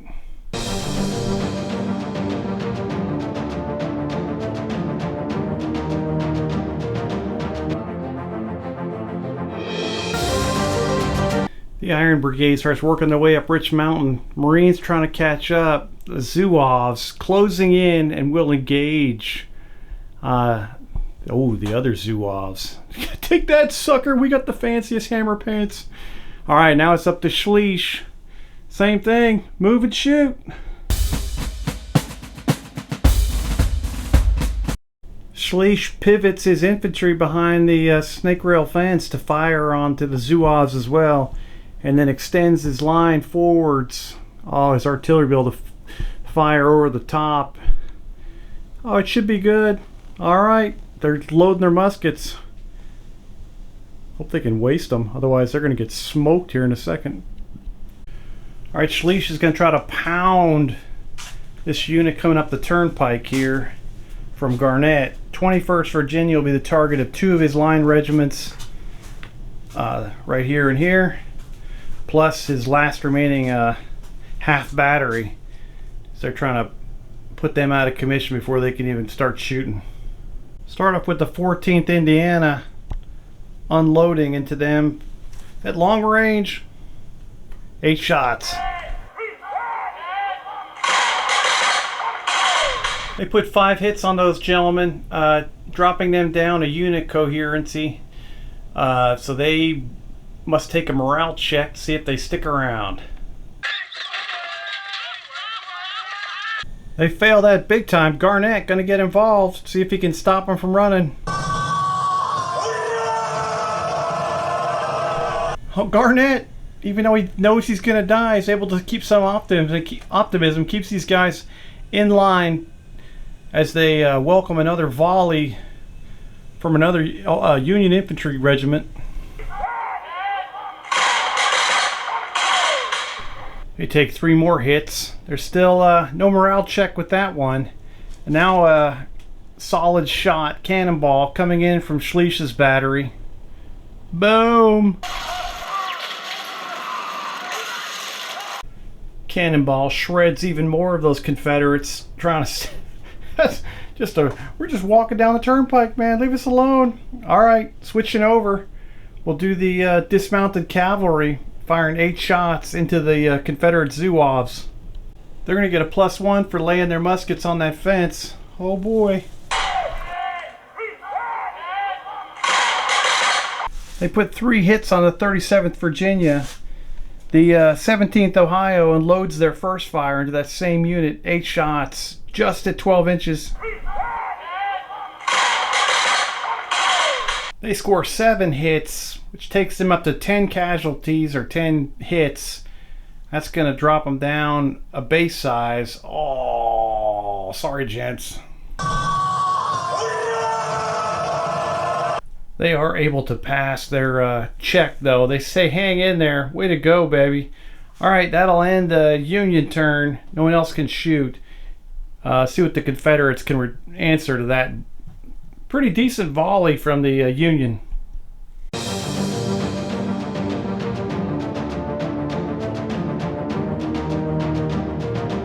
Nobody to rally.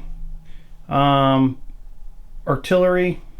Nah, we'll wait. We'll fire it all at the same time. No, you know what? Let's go buck wild. These guns are going to fire counter battery, and the smoothbores are going to fire straight across at those gentlemen. The cannonballs slice into the remaining guns on a G battery, the 4th U.S. Artillery, causing some casualties. Now here comes some smoothbore. They're going to fire a solid shot because these guys moved last turn. I'm going to try to hammer them and put some holes through them. No bounce through at that angle, but they put 2 casualties onto that regiment. All right, 3rd Ohio. They're like, what is going on? All right, so now we're going to do Confederate orders. Let's see what your boy Garnett can do. He's got to get out of march column. 2 moves with everybody except for up front here. The 21st Virginia stride forward, 1 move and fire. All right, Garnett's brigade forming up to engage in close range melee combat with Schliess's boys. This is regiment here is only can fire. They need 1 move. The rest of them have done 2, so they're kind of X'd out until next turn. Magruder's boy is going to try to maneuver 1 move and get into firing range. 3rd Virginia walks up towards the wall, looking over Rich Mountain side. 9th Virginia wheeled so they can fire down at the Ohio unit, 17th Ohio. 11th Virginia marched straight towards that same Ohio unit as the 37th Virginia wheeled to do enfilading fire into those, or actually they're going to fire at the light infantry or the dismounted cavalry. Start off with the 3rd Virginia, going to fire their first fire at the Iron Brigade, but the boys from Indiana are actually closer to the stone wall, so they're going to get and they're kind of down the hill a little bit, so they're going to get the heavy or the covered bonus. They hit him for 5 casualties, forcing a morale check on those gentlemen. They passed that. The Iron Brigade had never fired this turn, so when the Confederates strode up and fired on them, they can shoot back now. They fire back with 6 shots. They'll have no cover for them. They got the benefit of the wall. Short range, first fire. Oh, it's another Death Star shot. Holy cow. 11 casualties on those the 3rd Virginia. Don't mess with those crazy Buckeyes with the cuckoo hats on. They smoked them. Oh, they're Hoosiers. I'm sorry. They're not from Ohio. Oh, I was about to say that unit. Someone's told them that unit was from Michigan, but no, they are an Indiana unit. They absolutely murdered those gentlemen. They got a heck of a good break test. Too much for those gentlemen. They're too far away from Magruder. They fall back. Oh my gosh, they are unnerved. All right, from their behind the stone wall up on Rich Mountain, 9th Virginia firing downhill at the 17th Ohio. Putting 4 casualties on them. They're still one away from having to take a test, but unfortunately these gentlemen are going to unload into them from the 11th Virginia, straight into them. It's like super close range and first fire, so oh boy. Oh, they buckle them with 8 hits. That's horrible. I gotta do a big old brake test here. Oh, they're superstars. They make it. They shoot back, needing oh, that's their first fire too. They need 4s too. They put 3 hits on the 11th Virginia. They're able to take that. Now across to the right of the Virginia boys, 37th Virginia, shooting at the dismounted cavalry behind the wall. It's their first fire, within 6 inches, but paying some a penalty for soft cover. Put 5 hits on those skirmishers. They have to take a brake check or morale check now after getting pounded. Oh, I'll have one more volley after this morale check. Oh, they love it. And swinging over, which unit's this? I forget. 21st Virginia, over 6 inches. So it'll be a +1 shot against these gentlemen. Those gentlemen shrink down a unit size after that volley. They'll have to take a morale check, see if they can hold the line. Which they make it. All right. Well, that turn ends as Magruder's boys get beaten back here, but still holding Rich Mountain, firing down into the Union, who's pushing forward to try to stop the Confederates moving down the turnpike. Pretty fresh unit from Virginia here, doing the business against the Zouaves from Indiana. Confederates still have the what's it called? The advantage with more artillery. Not playing a huge factor in this right now. It's just kind of, it's a firing line of infantry doing the business. Iron Brigade coming up to Rich Mountain. Can they take the heights? Just all across the line, just shooting. Confederates bringing up a second line here. They are troops that have been hurt in the first fight against Morris's boys, but they have some reinforcements. Well, the Union's going to only be bringing up one more from Rosecrans that's already beat down from doing some strong work, taking Pegram out of the equation.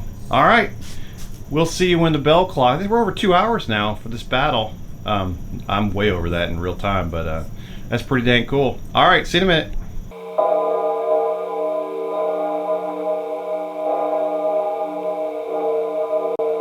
All right, getting into turn 9. Oh, man, it's getting good.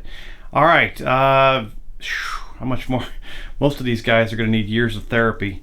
It's getting kind of brutal down here. They're kind of stomping over their comrades from earlier fighting a couple hours ago. All right, let's see what ADCs can happen. Lee has got his act together. His command and control is just popping. 3 ADCs each. Someone from the Union accidentally severs General McClellan's telegraph line. No signals getting through. A lot of command and confusion over here for the for Schleich and for Rosecrans, as each of them only gets 1 ADC, and 3 each for Magruder and for Garnett. All right, basically both sides split their ADCs, is that both Confederate generals will get 3 and both Union commanders will get 1. And let's go for initiative. It's go time as the Lee continues his winning way and seizes the initiative. Let's see what these boys are going to do.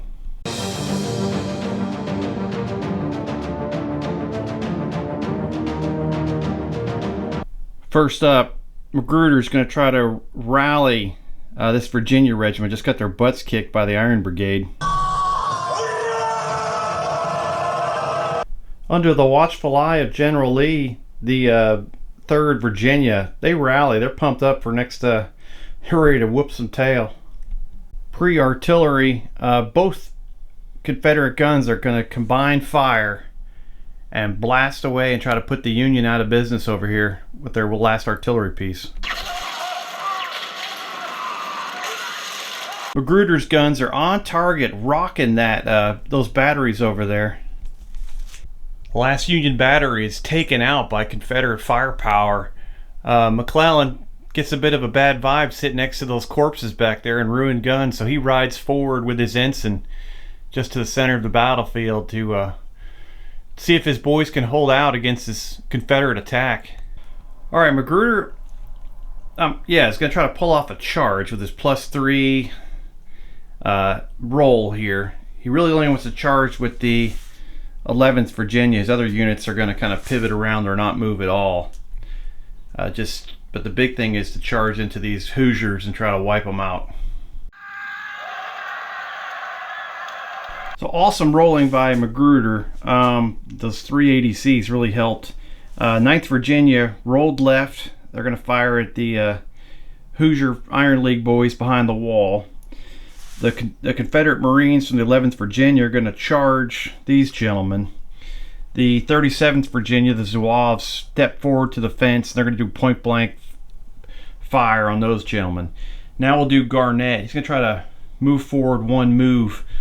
Hopefully, he's going to roll for 2 because he's hoping this 1st Georgia can pull up behind the 11th Virginia and support them in their hand-to-hand with the Indiana boys.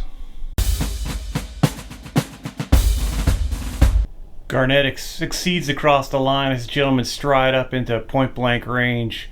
Those gentlemen from Georgia are also able to support that charge from the Virginian Marines, and also here the 1st North Carolina, who hasn't fired yet, are going to be able to unload into this Union line. Let's go ahead and start down here on the west side with the North Carolinians. First fire, point-blank range into these gentlemen. It's going to be a +3 to hit, needing 3s. They are absolutely pounded with 11 hits. Oh, wow. They got to save as a tiny unit now, which would be normally a 9+, but an 8+ now because they have a unit next to them. There's also a reroll in range if they need it, but ouch. Oh, what a gut save. They are able to keep it together. That's amazing. All right, sliding down the line. Next volley from these gentlemen. Pounding these guys. The 3rd Ohio is hit with 6 hits. They are shredded down to a small unit. They'll have to also make a morale check. We'll also do return fire after that gets done from the 14th Indiana back into the boys from North Carolina. Union troops showing absolute insane courage. Both regiments, what's left of them, will counter-fire back into the Confederates. 14th Indians only able to do 1 hit on the 1st North Carolina, taking up to 2 hits total. Now we'll get a 2 dice roll by the 3rd Ohio, firing into the boys from Virginia, the 21st. They also were able to score 2 hits. Well, they get 2 hits, sorry. And they knock them down a unit size, forcing a morale check. They can't pass the first one. Garnett screaming at them, trying to get a second one. If Garnett survives this, he's going to be a motivational speaker in 1888 or something like that. All right, his boys are able to keep it together after he pumps them up. We'll switch over to these gentlemen against the fence line. No bonuses. They're both just basically resting their muskets on each other, across each other's barrels, just unloading on each other. They score 8 hits on those gentlemen, knocking them down to a tiny unit. They got to do a break check, or morale check, excuse me. Oh, they fail the first one. They're trying to encourage you to stick around. They can't take it. They jump on their horses and scamper back. Oh, they've had enough of that crud. Yeah, they're like, we're gonna act like we're McClellan's honor guard here, even though they're running the wrong direction. All right, so that takes care of that. Now we slide over to this fight, this shooting. The boys from Indiana will get the bonus of being behind the stone wall as these gentlemen try to stop them from getting on top of Rich Mountain. Devastating volley, shredding 8 hits on the Iron Brigade, taking them down to a tiny unit. Big morale save here for Rosecrans' MVPs. They fail this first one. Rosecrans come on guys, let's go baby. They can't take it. They fall back off the crest. They run through the other Indiana unit on the way down. They'll take a break check. They also buckle. Just too much for Rosecrans' command as his 2 key units from Indiana both fall apart and retreat away from Rich Mountain. Now we've got the hand-to-hand. I see what kind of a volley these gentlemen get off. They were a close-range charge. It will get a -1 to this volley as these guys come in from close range. I think it's going to be 6 dice. Let me do some counting, but it's going to be hitting on 7s. 4 dice hitting on 7s. They're able to score 1 hit on the Marines as they come on in. Let's do some hand-to-hand. Confederates will be hitting on 5s. Union hitting on 6s. They both got 1 support. Virginia Marines inflict 5 casualties on the Hoosier Zouaves, while the Virginians only take 1 casualty themselves. Both sides get a support, so we're going to have a +4 victory for the Confederates. So a -4 break check for these gentlemen. 17th Ohio breaks into little teeny pieces and runs away. That leaves the 19th Ohio, has to take a morale check to see if they stand alone, and these gentlemen will get a chance to roll 1d10 and move forward. If they keep it together, now we'll do the roll for advance for these gentlemen. They engage them in hand-to-hand. There's no reaction from the Buckeyes as those Virginians come flying in. The Buckeyes take 4 hits. The Virginians take 3. With the support, that'll be a +2 win, so a -2 break check for the Buckeyes. Virginians follow through in typical Marine Corps style, destroying the 2nd Zouave unit from Ohio, just totally stomping them into the ground. That breaks Rosecrans' brigade. What's his name's Schließ's brigade is toast too. Just at the point now where it's like they just got defeated. Virginians are going to repulse the attack as McClellan's going to sound the retreat. The rest of these guys are going to move back and reform, probably at Beaumont, and Morris is going to reform at Philippi, and they'll take another run down the turnpike here and try to seize Rich Mountain again so they can fight their way through to Beverly. And that should, if they are able to do that in the future, they should be able to secure West Virginia, basically, how do you say it, guaranteeing their future statehood. Yes, that sounded well. Okay, well that was it. Hot lead and cold steel, second game went a lot smoother.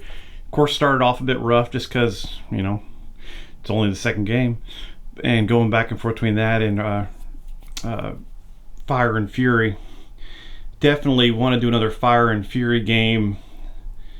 I'm going to move back to my historical command. I still want to do that sharp practice thing too as well. I'm going to look at, I might do that because I want to try that larger one. Someone suggested that about 6 months ago, and it just sounds neat. I've always loved the sharp practice system, so not sure how it'll work with that on that huge of a scale, but this game went well. Units just evaporate very quickly. and with hot lead and cold steel, which isn't bad. Went smooth, very enjoyable, and the Confederacy, after losing several battles in a row, is able to stop the Union advance, saving Lee's, basically his reputation. Almost Jefferson Davis was getting ready to send him back down to South Carolina to dig holes in the beach. But he's able to pull out a victory. Orders never got to him that he's going to get demoted, so he's no longer Granny Lee as he defends Rich Mountain, temporarily staving off McClellan's drive to take over the entire state of West Virginia and separating it from the rest of Virginia. Okay, so that's where we'll stop, and we'll just go over some casualties, and we'll finish up the wrap-up. So this battle lasted in game time over 2 hours, which was great. I think we had a lot of good maneuvering and movement. We had, a whole attack over here with Morris trying to keep two Confederate brigades locked in, while Rosecrans was trying to work his way around and pop out somewhere. And then him and Schleich could try to seize Rich Mountain. Didn't work out so well. One thing, David Hart totally getting lost, and instead of finding his way to his own home, ended up on Laurel Hill. That was kind of a neat part of the game, but also kind of unfortunate for the Union. It probably spelt their doom. But we had fighting all over here, and then the Confederates were able to march all the way down here with Garnett and Magruder, and have a last huge fight. 2 brigades on 2 brigades. The Rosecrans' drive from here all the way across, destroying Pegram and trying to take Rich Mountain after doing all that, and almost did it. Went through, drew back, blew back a couple units, but just once Magruder and Garnett teamed up and started moving down the mountain, and they had artillery superiority, it just was just too much for McClellan's boys, as they called it quits and they retreated away. The Union suffered over 4,000 killed and wounded in this battle. There's 2,500 gentlemen in unknown locations who have just literally fled. McClellan takes the rest of his tattered brigades and moves back to Beaumont. He'll send a telegram to Morris and say, "You suck, buddy." But Morris had a tough lot in this one. Lee's boys, he lost 2,800 men killed or wounded. He had 1,400 men are missing in action, have fled and gone to play poker in Beverly. 1,400 men, and the rest of his units are kind of wrapping up and helping get casualties, and they're going to reinforce Rich Mountain and have themselves a little break tonight and wait for the Union counterattack in a couple days when McClellan gets some more boys off the train in Cameron. Okay, hope you enjoyed this. Great way to start the weekend.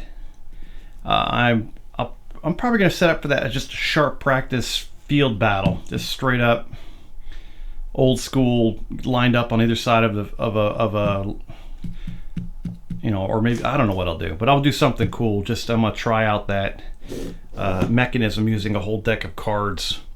I'll have to write all that on the board so I can keep track of what is actually happening. And I'm also going to start basing up my fantasy medieval armies that I use for Lion Rampant, Dragon Rampant, Infamy, and Hail Caesar armies, and get them ready for some Midgard heroic battles. Also, I forgot I also use them for Oathmark. I think by basing them up the way I've got in my head, I should do fine for continuing to use them for all of those game systems. I'm just going to there's so many troops, and I've got more guys to pay. I'm going to move away from single base units. So cool, more to come on that one. And so that's what I'm planning on doing the rest of the weekend. So you guys are fantastic. It's just nice having a game under my belt. My birthday's on Monday, 54, baby. And that's it. You guys are awesome. We'll talk to you soon. Bye.